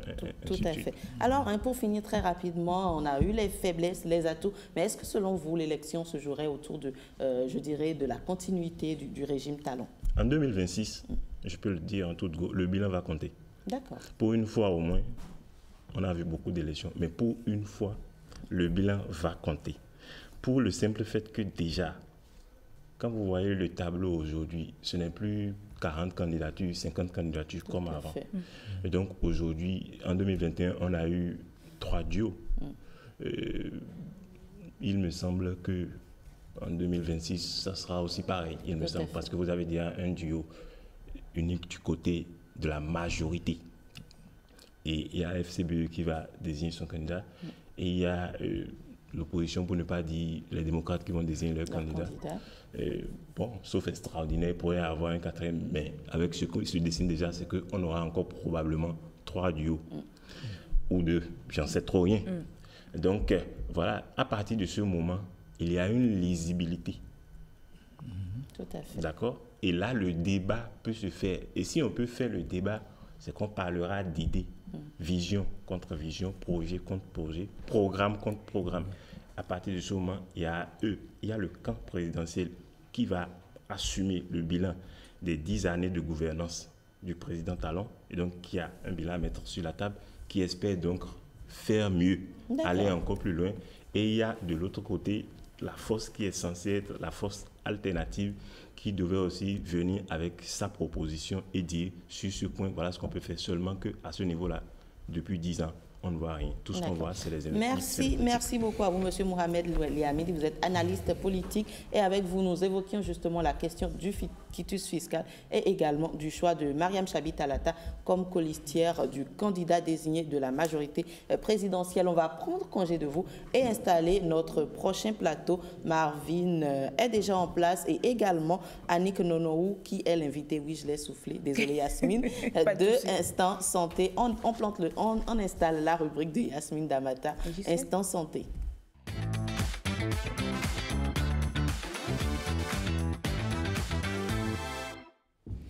Instant Santé, depuis le début de cette semaine, nous sommes restés collés à l'actualité de la rentrée scolaire. On aborde un autre pan de la question avec Yasmine Damata. Yasmine, à nouveau bonjour. Formalité oblige. Bonjour Jennifer. D'ailleurs, vous me donnez l'occasion maintenant de saluer les téléspectateurs pour qui je suis là depuis le matin, que je n'ai pas eu l'occasion de saluer. Bonjour à vous. Bonjour également aux chères téléspectatrices.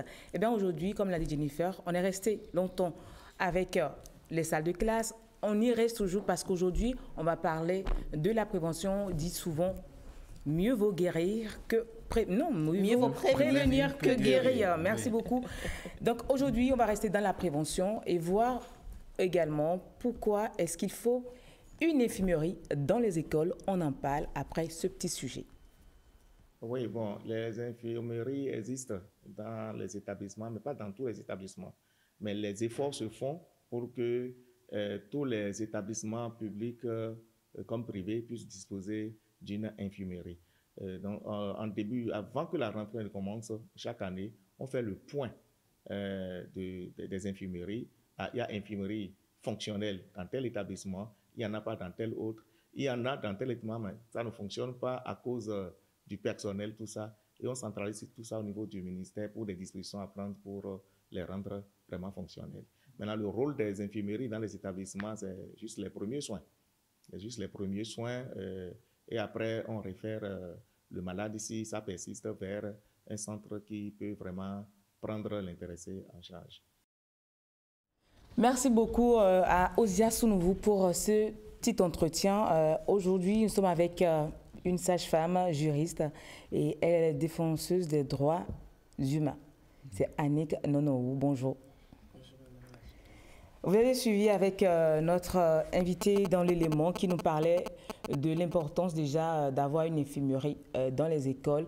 Mais vous, en tant que sage-femme, dites-nous concrètement en quoi c'est si important d'avoir une infirmière au sein d'une école. Oui, en réalité, quand on parle d'école, c'est qu'il y a quand même des élèves, il y a aussi les parents, et je dis les parents, les enseignants. Et quand on parle d'infirmerie, on est en train de parler de santé. Oui. L'infirmerie, déjà, c'est quoi? C'est une structure. L'infirmerie scolaire, c'est une structure installée dans un établissement de soins. Oui. Et dans un établissement scolaire. Toutes mes excuses. Dans un établissement scolaire. Oui. Et qui est dirigé par une infirmière d'État. Oui. Qui est dirigée par une infirmière d'État et qui appartient à la communauté éducative.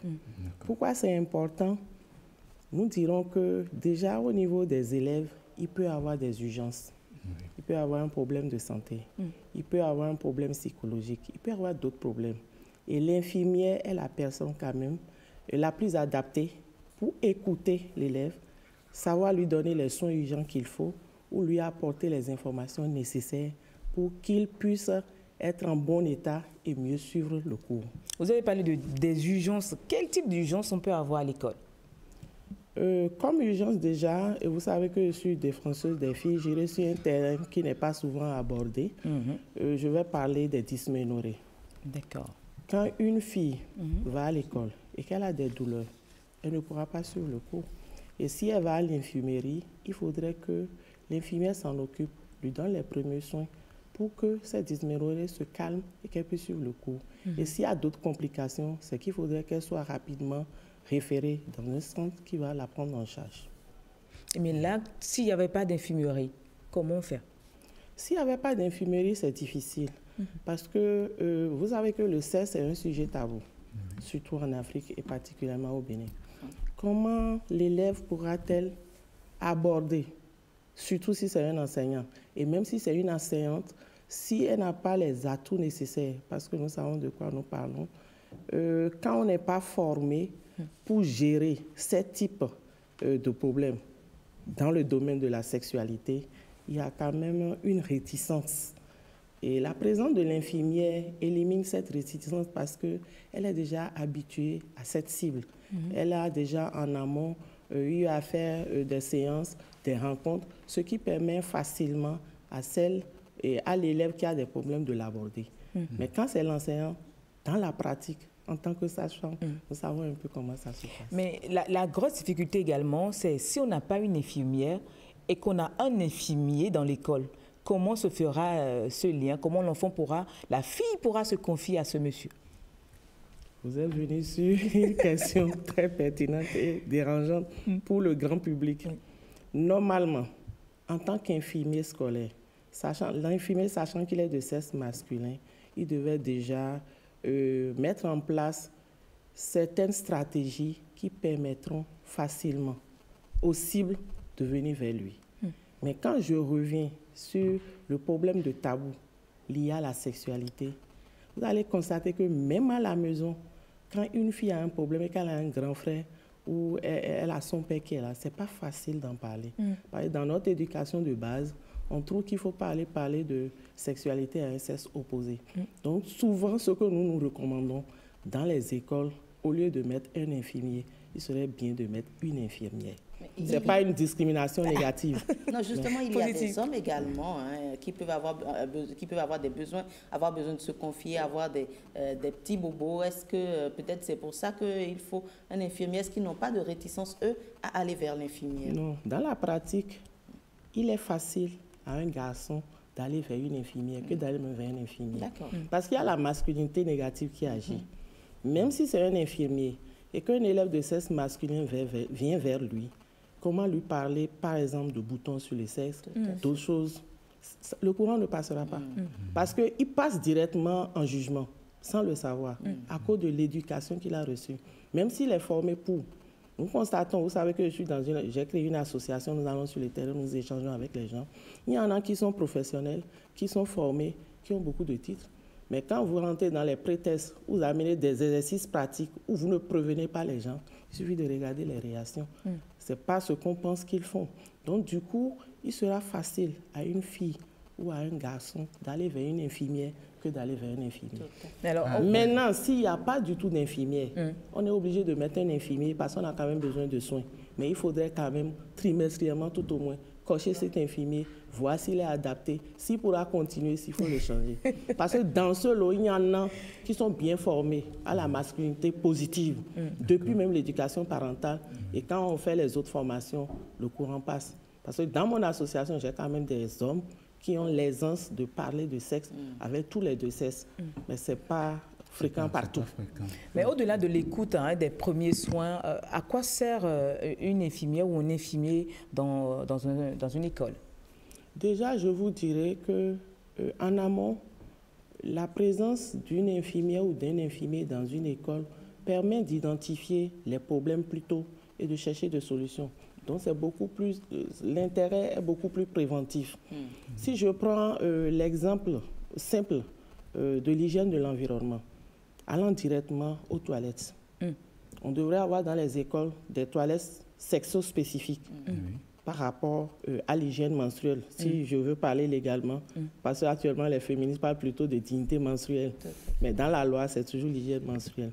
Donc, quand nous prenons cet exemple, un infirmier qui maîtrise son travail devrait déjà veiller à la propreté, voir en amont qu'est-ce qui manque. Et dans ces expressions de besoin, il devait en tenir compte de tout ce qui doit être disponible. Si les toilettes ne sont pas sexo-spécifiques, si déjà il peut en avoir 2 ou 4, il peut les spécifier en entendant parce qu'il n'y a pas de moyens financiers probablement. Donc on peut dire, la première ou la deuxième toilette, c'est pour les garçons. La quatrième et la troisième et la quatrième, c'est pour les filles. Donc il mettra d'identification, il pourra sensibiliser pour. Et au même moment, veiller à ce que le coin pour la propreté, pour l'hygiène, soit disponible. Parce que même si dans un établissement, ce coin n'est pas installé, dans les bâtiments qu'on offre, on peut identifier un coin et le faire. Donc, il y a plusieurs exemples qui témoignent de ce que la présence de l'infirmier ou de l'infirmière permet de régler quand même beaucoup de problèmes de santé et de problèmes. Mais quelles sont ces limites? Les limites, c'est que si il n'a pas un certain leadership transformationnel, connaissant notre milieu, il ne sera pas écouté. Parce qu'il va faire les expressions de besoin. S'il n'a pas de stratégie de suivi, celui qui doit mettre à disposition dira qu'il n'y a pas les moyens. Nous, on n'achète pas directement. C'est quand la dotation sera là, on pourra le faire. Mais qu'est-ce qu'il met en place pour mettre la pression, pour qu'on réponde? C'est ça. Justement, vous permettez, je poursuis toujours. Justement, hier sur le terrain, une infirmière d'une école de la place est confiée à nous. Je n'ai pas voulu montrer aux téléspectateurs ce qu'elle dit parce que c'est anonyme. Elle dit qu'il y a des élèves qui, parfois, surtout des filles, qui font des crises et par mesure, dans les premiers soins, même quand elle finit les premiers soins, qu'elle trouve qu'elle n'a pas le résultat, elle doit normalement retirer ses enfants. Mais ce qu'elle fait parfois, c'est de prendre sa propre voiture pour les amener aux soins. Mais à un moment donné, on le lui a interdit parce que c'est risqué pour elle-même, parce que si on tend, l'enfant perd la vie. Est-ce que c'est des limites de l'infirmerie dans une école? Je dirais oui, c'est une grande limite. Pourquoi? Normalement, si on n'était pas dans un pays pauvre, il devait avoir des documents, il devait avoir un financement ou tout au moins un moyen de déplacement réservé à cet effet. Mais quand nous regardons déjà entre les petits centres de santé et les hôpitaux, on n'a même pas d'ambulance. Donc, on ne peut même pas envisager ce schéma. Ce qui est simple à faire par rapport à la contextualisation que nous devons mettre en place, c'est déjà d'identifier des centres avec lesquels l'infirmière doit collaborer, de mettre en place un système de référence contre référence, de telle manière que s'il y a de ces cas, qu'on appelle rapidement l'hôpital et qu'on envoie le moyen de déplacement disponible dans un temps record. Mais ça demande beaucoup d'efforts. Parce que souvent au Bénin, vous allez constater que nous faisons beaucoup de rencontres, mais par défaut de suivi des recommandations, le taux d'exécution est vraiment bas. Donc il faut être quelqu'un qui est habitué, qui doit harceler en groupe de façon positive pour avoir le résultat qu'on veut. Mais si l'infirmier ou l'infirmière est timide, ou c'est quelqu'un qui dit, bon, moi je ne veux pas de problème, je ferai ce que je peux, c'est que ça ne bougera pas. Alors quel est votre message à l'endroit des responsables d'établissement ou aux parents pour réellement que l'infirmerie soit déjà installée dans toutes les écoles de la place, ou que quand l'infirmerie est déjà installée, l'accompagnement qu'il faut pour que les enfants aient tous les soins? Ce que je dirais déjà, au niveau de l'association des parents d'élèves, je trouve qu'ils ont une grande force parce qu'ils représentent la communauté au sein de la famille scolaire. Ils doivent jouer un rôle. Quand ils font le bilan à la fin de l'année, ils doivent faire un point. Qu'est-ce qui manque? Qu'est-ce qu'on doit faire? Et par rapport à la répartition des tâches, leur association doit veiller à ce qu'il y ait certaines choses. Parce qu'on ne doit pas attendre seulement l'État. On ne doit pas attendre seulement le dirigeant de l'école. Avec les parents, on peut toucher quand même des personnes de bonne volonté qui sont dans des structures déjà peut-être qui peuvent faire des dons. Donc, il suffit de faire le point des besoins, de voir qu'est-ce qu'on peut apporter parallèlement, mais sans pour autant dire que parce que le dirigeant n'a pas les moyens, on le laisse faire. Non. Il faudrait qu'en tant que dirigeant d'établissement, qu'on sache que par an, on doit mettre tel financement à la disposition pour avoir tout au moins les produits nécessaires, les médicaments et puis les kits. Moi, j'insiste beaucoup sur les kits d'hygiène. Je ne peux pas avoir une école, être directeur ou directrice d'école, savoir que parmi mes filles ou mes élèves, il y en a qui font déjà les menstrues et qui n'ont aucune disposition. Là, je n'ai pas du tout joué. Donc, même quand il n'y a pas d'infirmerie, l'établissement même c'est obligatoire. Un kit pour vous avez constaté que tous les établissements n'ont pas d'infirmerie. Oui. Et l'un dans l'autre, qui est d'infirmerie ou pas, il y a des efforts à fournir. Pas par l'infirmier, mais par le dirigeant et l'association des parents d'élèves. Maintenant, si l'infirmier est dynamique, lui aussi, il met sa touche pour qu'on puisse atteindre les objectifs. Merci beaucoup, Annick Nonohou. Je rappelle que vous êtes sage-femme et juriste, chercheur, spécialiste en droits humains. Merci pour les informations. Merci beaucoup à vous, Yasmine, pour ce sujet vraiment, vraiment d'intérêt. Alors, on va prendre congé de Madame Annick Nonohou et également vous, Patrick. On va prendre congé de vous pour aujourd'hui. Ce fut un plaisir de vous avoir tout au long de cette émission depuis plusieurs jours. On va installer Ghislaine et son invité.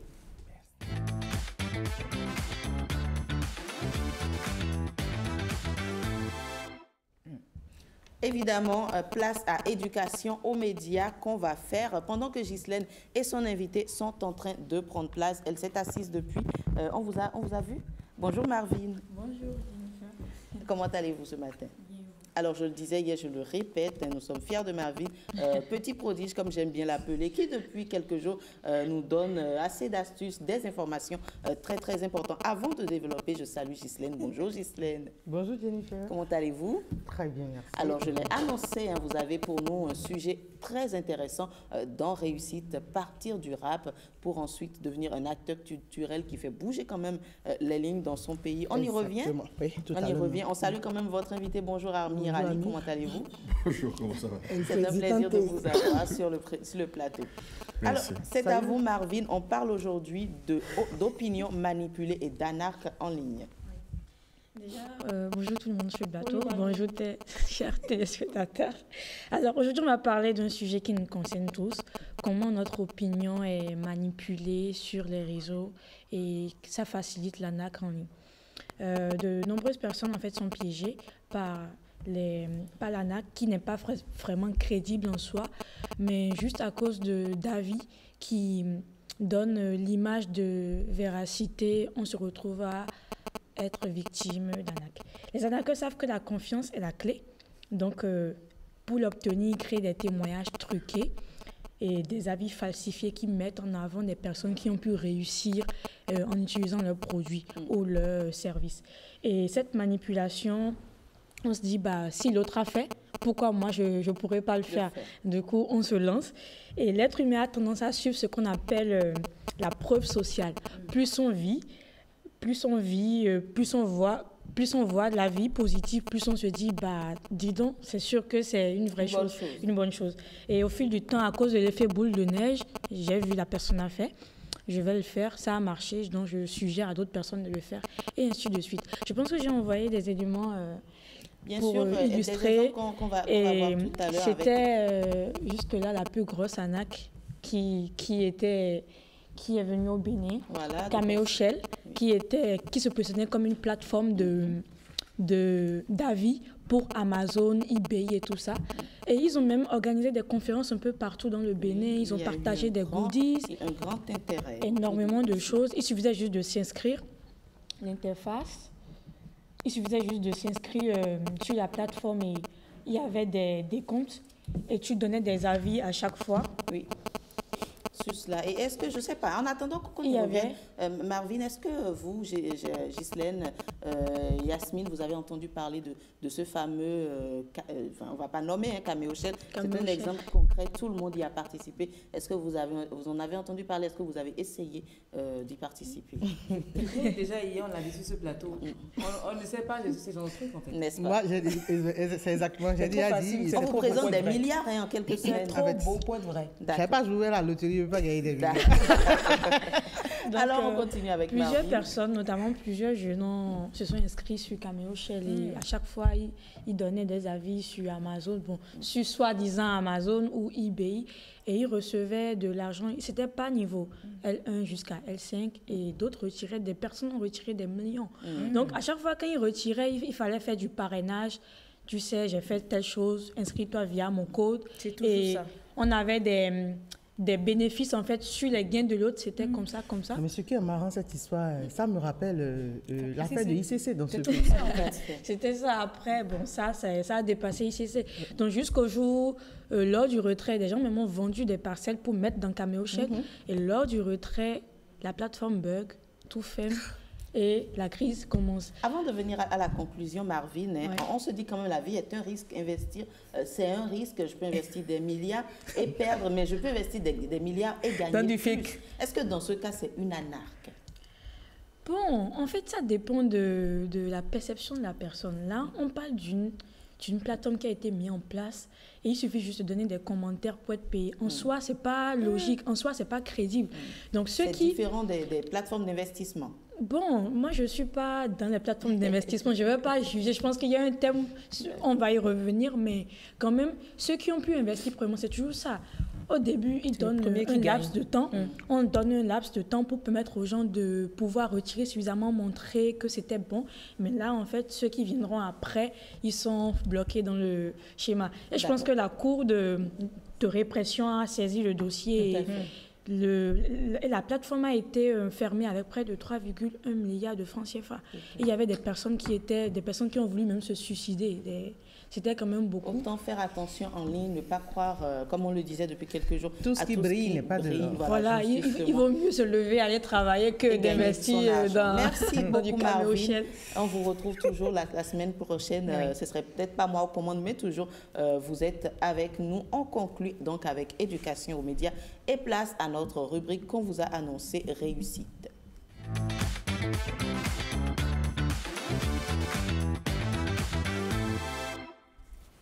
Dans Réussite, aujourd'hui, comme d'habitude, Ghislaine nous a déniché une pépite, mais une pépite qu'on connaît déjà. Ce n'est pas vraiment une découverte, mais il y a eu un avant et un après, n'est-ce pas? Exactement. Et du moment où la personne dont on parle nous a déjà fait rêver ici quand on était tout jeune. Oh là là, qui le dites-vous? Je sais que... toi, Jennifer, spécialement, tu es une moi, fan. Moi, j'étais une grande fan. Je suis une grande fan. Vous avez confié tout à l'heure que son rêve, c'est devenir une chanteuse. Mais non, moi, fredonner quelques chansons. Mais oui, elle va le faire. Vous voulez que je le faire? Allez-y. J'ai vu Jennifer fredonner des anciens morceaux de Amir hier. au montage. Si vous voulez me défier, je vais rapper sur ce plateau. Non, pardon, faut pas qu'on agresse les oreilles des téléspectateurs. On va les laisser découvrir. Tout le monde connaît Amir, mais on va l'installer avec ce petit bout de morceau.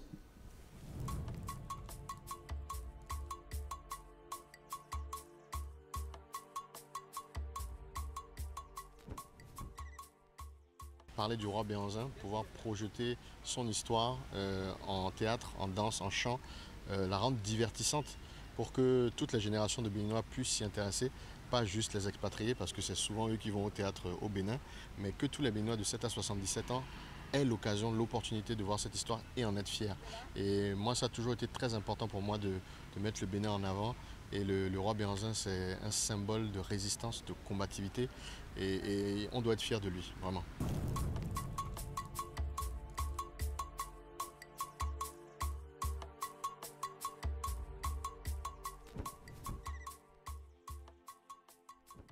Alors nous avons beaucoup d'histoires qui sont très importantes à raconter. Nous avons l'histoire de Tofa, l'histoire de Biogara, Tassi Hangbe, qui a déjà été faite, mais on peut le faire différemment. Et on aimerait aller jusqu'à même Mathieu Kérékou. Donc c'est pour vous dire qu'on ne va pas s'arrêter de sitôt. Et toutes ces histoires, on va les mettre en avant et rendre fiers les Béninois.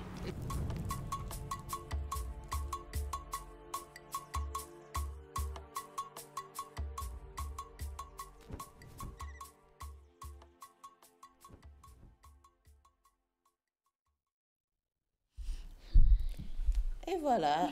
Voilà.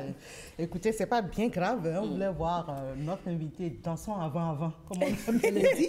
Mais on nous a montré son actuel. Oui. Voilà, Amir El Presidente. Monsieur le Président, bonjour. Le Presidente. Attention, d'accord. C'est une différence de taille. Le Presidente, bonjour. Bonjour, comment ça va? Merci de nous avoir fait l'honneur d'être avec nous ce matin. Plaisir partagé, merci pour l'invitation. Du rap à la comédie musicale, comment ça s'est fait? Assez naturellement. Bon, moi, j'ai toujours été dans la culture, d'abord dans la musique, dans la production musicale, dans la vidéo, ainsi de suite.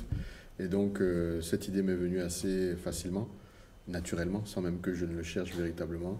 Et donc, après, je me suis mis en marche pour pouvoir la réaliser.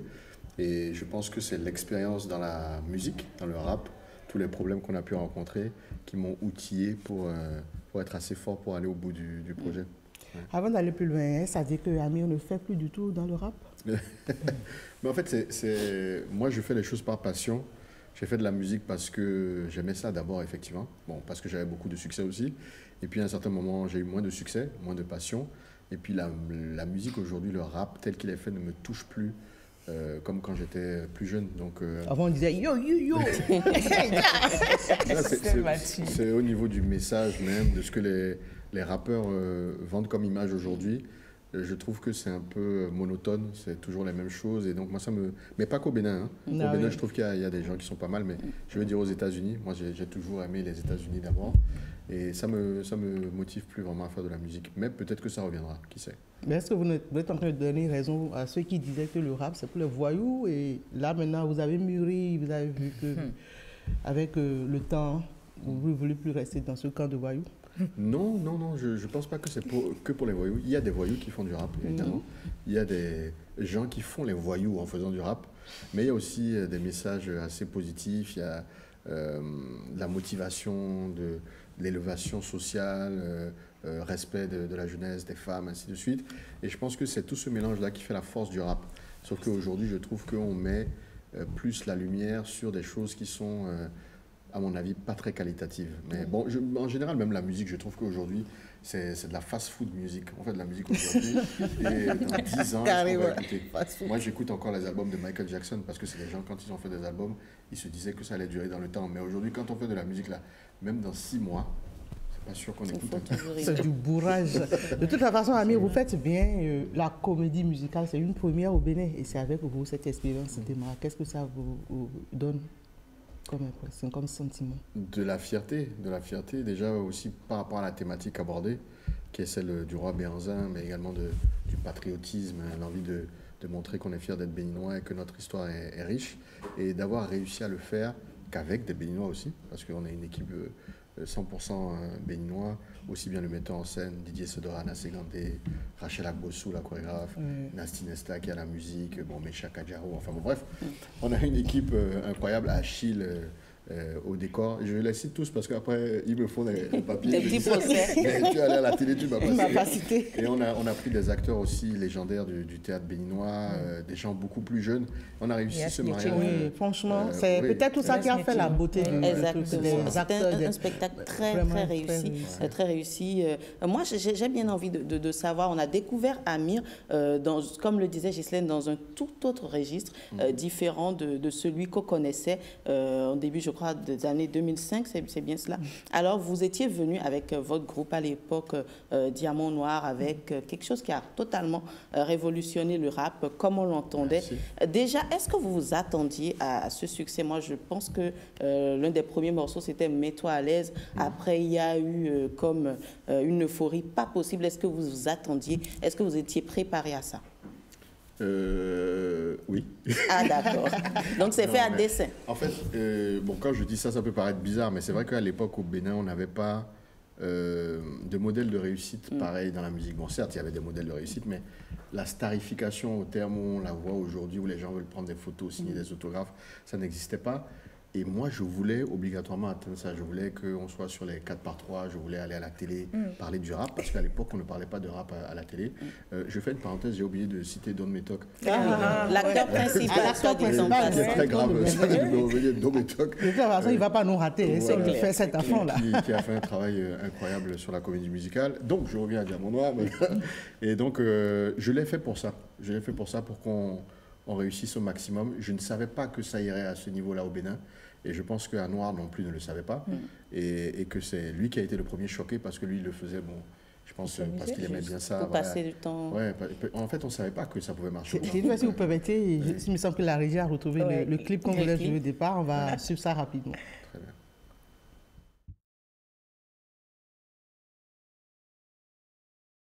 C'était des sons qu'on prenait du plaisir quand même à danser. Quand on allait en boîte, quoi. Moi, je vais toujours en boîte. Hein. Il n'y a pas d'âge. Assis l'un à côté de l'autre. Pourquoi pas? On verra. Rien n'est impossible. En tout cas, c'était un plaisir, n'est-ce pas, Ghislaine? Oui, un grand plaisir en tout cas. On ne va pas laisser Ami partir sans nous dire quels sont ses projets. Tout à fait. Après, oui, tout à fait. Bien dit, c'est sûr. Écoutez, on voyage ce soir avec la troupe. D'accord. Mais mettez-moi dans votre valise. J'aurais bien voulu. Mais comme vous m'avez dit ça trop tard, c'est voilà. Peut-être quand même un président. Le thé va faire quelque chose en fait. Donc on voyage avec, c'est Bénin Tourisme qui nous fait l'honneur de nous inviter. Tout d'abord au Grand Rex, où on va se produire, et puis aussi au Salon du Tourisme International, où le Bénin sera mis en avant. Donc on aura la chance d'aller représenter Béhanzin et les richesses du Bénin en France. D'accord. Alors, quand moi je vois ce niveau, je dirais, vous avez été reçu par le président de la République, il y a eu une grande communication, tout ça. Je le disais, on ne vous connaissait pas trop ce portefeuille. Moi, j'aimerais que vous dites un peu pour ceux qui nous suivent et qui ont des rêves, comment vous avez travaillé déjà pour avoir un succès étant un peu plus jeune et actuellement pour avoir atteint ce niveau, comment vous vous donnez à fond? Ou est-ce qu'il n'y a pas eu de difficultés? Est-ce que tout a été facile pour vous? Une vie sans difficulté, n'existe pas. Pas du tout. Non, je pense que ça vient en fait de l'éducation que mes parents m'ont donnée, celle de toujours travailler. C'était des gros bosseurs, des gens qui étaient au travail tout le temps, qui voyageaient énormément, mais qui ont montré qu'on pouvait avoir une belle vie grâce à ça. Et moi, j'ai toujours été de ceux qui font l'effort supplémentaire. C'est-à-dire que quand, par exemple, je travaille avec des gens et qu'à un certain moment, ils sont fatigués, moi, c'est à ce moment-là que je vais essayer de faire un peu plus. Et donc, quand tu fais l'effort supplémentaire, ça devient une habitude et tu es toujours en avance sur les gens qui sont en face de toi. Et ça, même si tu n'as pas plus de talent qu'eux. Parce que d'après moi, il y a des gens qui sont peut-être meilleurs en musique que moi, qui sont peut-être plus beaux que moi. Parce que ça a joué, je vous l'accorde. C'est un piège. C'est un piège. Non, vous n'êtes pas tombé dans le piège, ça c'est bien. Donc, et puis je pense que franchement, quand on travaille beaucoup, on sera toujours meilleur que celui qui est talentueux. Donc je pense que c'est le travail qui est là. Et au-delà du projet de ce soir, à quoi peut-on s'attendre? On a connu un artiste rappeur, on a vu un metteur, quelqu'un qui réalise une comédie musicale. À quoi peut-on s'attendre dans les prochaines années peut-être? Ben déjà, dès à présent, j'ai eu la chance d'être nommé directeur artistique sur pas mal d'événements organisés par le gouvernement. C'est ça, des masques. Au Festival des masques, donc j'étais à la direction artistique, à la Gisna également, et Vaudou Days. Bon, je vois un peu la mèche, j'espère que ça ne posera pas de problème. Non. Et donc on travaille déjà dessus pour vraiment donner le maximum aux Béninois. Le challenge est haut, l'ambition est élevée, et donc on va travailler dur dessus, quoi. On retient que la route est longue, mais que l'arrivée sera belle, n'est-ce pas? Ouais, c'est comme bonjour le Bénin, la route est longue, mais l'arrivée sera belle, forcément. Grâce à Amir et tous ceux-là qui font bouger le Bénin. Parce que la rubrique qui vous reçoit ce matin, c'est le Bénin en mouvement. Alors, Amir va nous donner un peu son impression sur tout ce qui fait bouger réellement le Bénin aujourd'hui. Moi, je ne cache pas du tout que je suis pleinement satisfait. Je trouve qu'on a fait un bond en avant ça fait que 10 ans, mais on a avancé de 50 ans au moins. Et je ne cache pas non plus la personne que je soutiens depuis le départ. Et donc, je n'ai pas honte de dire qu'on est très fiers d'être béninois aujourd'hui. On est respecté à l'étranger. Les gens, quand ils parlent du Bénin, ils en parlent totalement différemment. On a l'impression qu'on est à New York maintenant. Les gens viennent faire des événements. Les gens viennent venir voir à quoi ça ressemble. Et ça, c'est incroyable. Et je pense que ceux qui ne se rendent pas compte encore de ce que ça va amener, ils n'ont qu'à attendre un peu, ils verront qu'il y aura des résultats très forts dans les années qui viennent. En tout cas, nous, on est super contents, on a rêvé de ça. Et depuis que je suis petit, pour la première fois, je peux dire... Je suis fier de Béninois parce que. Avant, on disait je suis fier d'être Béninois, mais c'était au hasard. Mais sans forcément donner des raisons. Maintenant, Amir, même à la preuve, et des preuves vous dire. Et la plupart des Béninois, justement. On ne peut que conclure ça, puisque depuis lundi, tout ce que nous recevons sur ce plateau, dans cette rubrique notamment, ne font que dire et confirmer qu'on est vraiment fiers d'être Béninois. Alors, et de toutes les réalisations, qu'est-ce qui fait le wow, ou qu'est-ce qui fait le coup de cœur de Amir aujourd'hui? Je pense que c'est un mélange de tout. C'est les infrastructures qui font que déjà on est heureux de vivre dans un environnement qui est plus sain, plus agréable. C'est l'avancée de la culture, c'est toutes les lois qui sont... je m'attendais à ce qu'ils me disent que c'est le spectacle. Le spectacle en fait partie. Non, bien sûr, non, mais je veux dire, c'est-à-dire, moi, mon projet, en fait, le Trône de Béhanzin, c'est grâce à CMS City, qui est donc une agence gouvernementale qui a mis en place donc un projet pour financer des projets touristiques. Ça n'a jamais existé. Donc si j'ai la chance aujourd'hui d'être devant vous pour parler de ça, c'est parce qu'il y a eu en haut quelqu'un qui a dit, bon, je vais mettre CMS City en place. Et à CMS City, quelqu'un a dit, je vais faire ce projet. Donc moi, je pense que ce qui est en train de se passer au Bénin est à saluer. Et tout n'est pas parfait. Tout ne peut pas être parfait. Tout le monde ne peut pas être content. Mais soyons au moins objectifs. Et disons que c'est déjà pas mal. C'est déjà même très bien. On a posé une question ici hier à tout le monde et personne n'a réussi le test. Alors peut-être qu'Ami va relever le défi. Citez-nous quelques sites touristiques que vous avez déjà visités. Au Bénin? Oui. Oh, mais c'est trop facile. Ça. Moi, déjà, quand j'étais petit, en plus, avec mes parents, j'allais jusqu'à la Pendjari. Donc, on passait par Nati Tengou, on passait par Dassa, Savet, après on montait Nati Tengou, après la Pendjari. Aujourd'hui, il y en a plein de sites touristiques. Il y a l'Amazon jusqu'à côté ici. Il y a même le mur de graffiti. Ne serait-ce que ces choses-là, moi je trouve que c'est incroyable. Non, moi j'ai tout vu. Même à Bomé, je suis allé dans les palais royaux. À Bomoto, oui. Mais là, les sites actuels, parce qu'il y a beaucoup de sites actuellement qui sont, qui sont mis en exergue. Lesquels, par exemple? En fait, j'en ai tellement vu que je... Vous êtes déjà allé? Non, c'est vrai. Mais après, moi, je dois avouer quelque chose. C'est vrai que je suis un citadin. Moi, j'aime la ville. La bouche du roi, c'est pas enclavé non plus. Et la bouche du roi, c'est une histoire d'eau, n'est-ce pas? Oui. L'eau n'est pas mon élément. La mer, la lagune, tout ça là. D'ailleurs, quand je passe sur le pont, à chaque fois, j'ai peur. Donc l'eau n'est pas mon élément. Ça, c'est la totale. Mais je suis un citadin. J'aime bien les choses en béton. J'aime bien les choses les grandes routes. C'est ça. Là, il faut rouler avec les grosses voitures. Oui. Amen. Donc, voilà, merci beaucoup. Nous sommes à la fin justement de cet entretien, de cette découverte d'Amir. On n'a pas eu le temps d'aller totalement en profondeur, mais peut-être qu'on va y revenir les prochaines fois. Merci Amir d'être passé. En fait, Amir est encore capable de faire du rap? Oui, c'est comme le vélo, on ne perd pas ça. C'est comme le vélo. Si on vous doit nous faudrait quelque chose en acapella tout de suite. Non, ça vous nous dire au revoir. Le titre, j'aime les femmes, qu'elles soient black, blondes, brunes. Mais si je vous dis que je me rappelle même pas des paroles. Nous, on s'en rappelle. On s'en rappelle. Non, si vous chantez avec moi, je chante. On y va. Qui commence 1, 2, chante. J'ai pas une belle voix. J'aime les femmes. Jennifer, black, blonde, brune, qu'elle soit claire, qu'elle me laisse dans la brume. J'aime les femmes. Qu'elle fasse ce truc miroir, femme. Je suis fou d'elle, c'est ma drogue et c'est ma case. J'aime les femmes. Qu'elle soit black. Elle connaît mieux les paroles que moi. Félicitations. Ben voilà, c'était Amir El Presidente. Nous avons voulu le découvrir, vous le représentez, vous le connaissez déjà. Mais c'est parce qu'on est fiers de tout ce qui se fait aujourd'hui. Il fait partie de ceux qui mettent le Bénin en mouvement. Et voilà pourquoi il est avec nous sur ce plateau. Il nous a déjà soufflé les petits mots de ce qui nous attend au cours de la fin de l'année 2025-2026 ou bien 2026. C'est ça, jusqu'en 2026. Ben là, maintenant, il voyage tout à l'heure, il refuse de nous mettre dans sa valise, mais c'est pas grave, il va nous ramener des bonbons, des chocolats. Merci, Amir. Merci beaucoup. Alors, on va vous raccompagner également Marvin pendant que Ulvaeus Balogun prend place pour la revue de presse.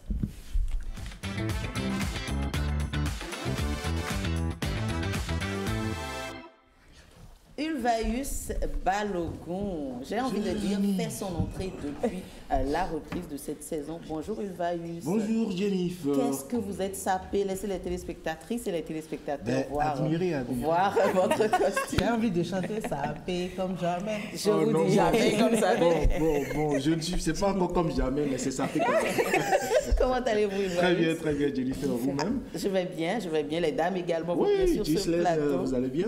Oui, Yasmine, la pleine forme? Toujours. Au plaisir de vous retrouver. Ça me fait plaisir de vous voir aussi par ici. En tout cas. Alors, la revue, qu'est-ce que vous nous proposez aujourd'hui? Qu'est-ce qu'il y a? Qu'est-ce qui fait le chou gras des journaux? Eh bien, aujourd'hui, Jennifer, il faut dire que les choses se mettent peu à peu en place pour la présidentielle qui connaîtra la succession de Patrice Talon. Si on connaît le duo de candidats à la mouvance présidentielle, j'allais dire, à savoir notamment Romuald Wadani et Mariam Thiaby Talata, on en sait désormais un peu plus sur la date et le lieu de leur investiture officielle. Il faut dire avec le journal Le Progrès qui nous apprend en manchette présidentielle 2026 au Bénin, Wadani et Talata investis à Parakou en octobre. Selon le journal, eh bien, le samedi 4 octobre prochain, Parakou sera le théâtre de l'investiture officielle de Romuald Wadani et de Mariam Thiaby Talata, tous deux désignés par la majorité pour poursuivre l'œuvre de développement entamée depuis quelques années. Un duo stratégique pour l'avenir du Bénin, poursuit le journal, qui est étayé dans son raisonnement par Le Matinal. Selon ce quotidien, la mouvance présidentielle poursuit activement ses préparatifs pour l'élection présidentielle. Et d'après ces informations, le choix porté sur Parakou pour abriter cet événement serait le fruit d'une sélection réfléchie. Parce que, carrefour politique majeur du septentrion, la ville confère à cette cérémonie une dimension à la fois stratégique et symbolique. Cette investiture qui marque la mobilisation des soutiens du président Talon interviendra, j'allais dire, à une semaine du dépôt des dossiers à la Sénat. Le journal va plus loin en nous informant que l'Union progressiste Le Renouveau et le parti Renaissance nationale sont en pourparlers pour une synergie d'action en vue d'un maillage du territoire dans la perspective des présidentielles. Mais en attendant, le parti FCBE les a déjà devancés en signant des accords avec l'Union progressiste Le Renouveau. L'informateur révèle qu'après les accords avec l'UPR et le BR, le bureau politique du dit parti rend compte aux militants. Une démarche saluée par le journal Djakbata qui titre que Paul Hunkwe et son bureau politique sont en bonne intelligence avec la 16e. Une séance de compte rendu a eu lieu et a permis au parti de réaffirmer sa posture devant ses militants, précise le journal. Et parlons toujours des présidentielles, Ulvaeus. La Direction générale des impôts a annoncé un ajustement des paramètres de sa plateforme de demande de quitus fiscal. En effet, vous en parliez tout à l'heure avec votre invité. Le journal revient sur cette actualité, le matinal revient sur cette actualité et nous apprend que cette décision fait suite à une audience accordée au parti d'opposition, les démocrates. Elle vise à faciliter le dépôt des dossiers en lien avec les échéances électorales. Le journal titre à cet effet assection à une requête du Parti Les Démocrates au quitus fiscal, la DGI joue la carte de la transparence. Et au journal Fraternité de renchérir face aux revendications de l'opposition sur le quitus fiscal, la DGI joue la carte de l'apaisement du climat politique. En recevant une délégation du parti d'opposition, l'administration fiscale a montré sa volonté d'écouter, de dialoguer et d'ajuster ses outils afin de garantir un traitement équitable des acteurs en course pour les élections générales. Cet acte, précise le journal, va contribuer à éviter les tensions observées par le passé et participer à l'apaisement du climat politique. D'autant d'ailleurs que l'opposition avait dénoncé ce qu'elle considérait comme une instrumentalisation de l'administration fiscale par le pouvoir en place. À l'informateur d'ajouter que c'est une démarche apaisante face aux soupçons de partialité et de connivence. Et on finit Ulvaeus par une touche sportive. Par ses récentes performances, le Bénin fait un important bond dans le classement FIFA septembre 2025. Tout à fait, Jennifer. Un bond de 3 places pour le Bénin au classement FIFA du mois de septembre 2025. C'est ce qui se dégage de l'actualisation du classement mondial mensuel des nations affiliées à la CENA. Cette mise à jour, il faut le dire, a été publiée jeudi 18 septembre, c'est-à-dire hier seulement. Et dans ce classement, le Bénin passe de la 96e à la 93e place mondiale, peut-on lire dans le journal Jakpata.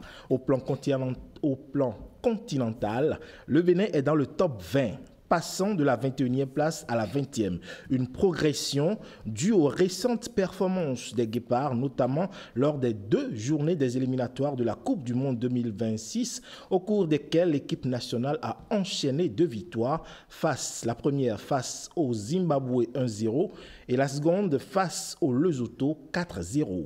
Et Jennifer, on croise les doigts pour que les Guépards puissent rester sur cette lancée. Vous y croyez? J'y crois aussi. Et j'espère que, mesdames, vous y croyez aussi. Nous y croyons. En tout cas, merci Ulvaeus pour la revue. Vous croisez les bras, c'est très bien. Nous sommes à la fin de cette émission de ce vendredi. Je vais recevoir un mot de chacun. Je commence par Ulvaeus. Vous ne nous quittez pas.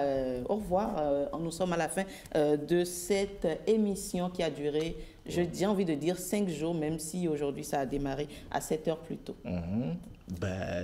C'est une belle reprise, une manière pour nous ici de montrer aux Béninois que le Bénin change, de montrer le nouveau visage du Bénin et de leur donner chaque matin ce tonus-là pour affronter leur journée, leur montrer comment est-ce qu'on travaille par ici également. Donc c'est tout ce que je peux dire, rester câblé, parce que le meilleur reste à venir. En tout cas, on est en train de me souffler que je dois conclure, mais je vais écouter rapidement, Gisèle, très rapidement, et Yasmine également. Mais moi, je dirais simplement que la route est longue, mais l'arrivée sera belle.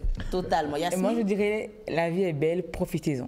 En tout cas, c'était un plaisir d'être resté avec vous, chers téléspectateurs. Voilà, c'est tout pour cette émission. Retrouvez à partir de la semaine prochaine Herman Amégan et retrouvez également un autre visage. Elle est en congé, on lui fait un coucou. Yasmine Amandine qui, avec Ghislaine Adimi, va s'occuper de tout ce qu'on a comme nouveauté au Bénin, que ce soit en matière d'infrastructure ou en matière de ressources humaines. Amandine Agnambossou a précisé. Au revoir, mesdames, messieurs, et à très bientôt.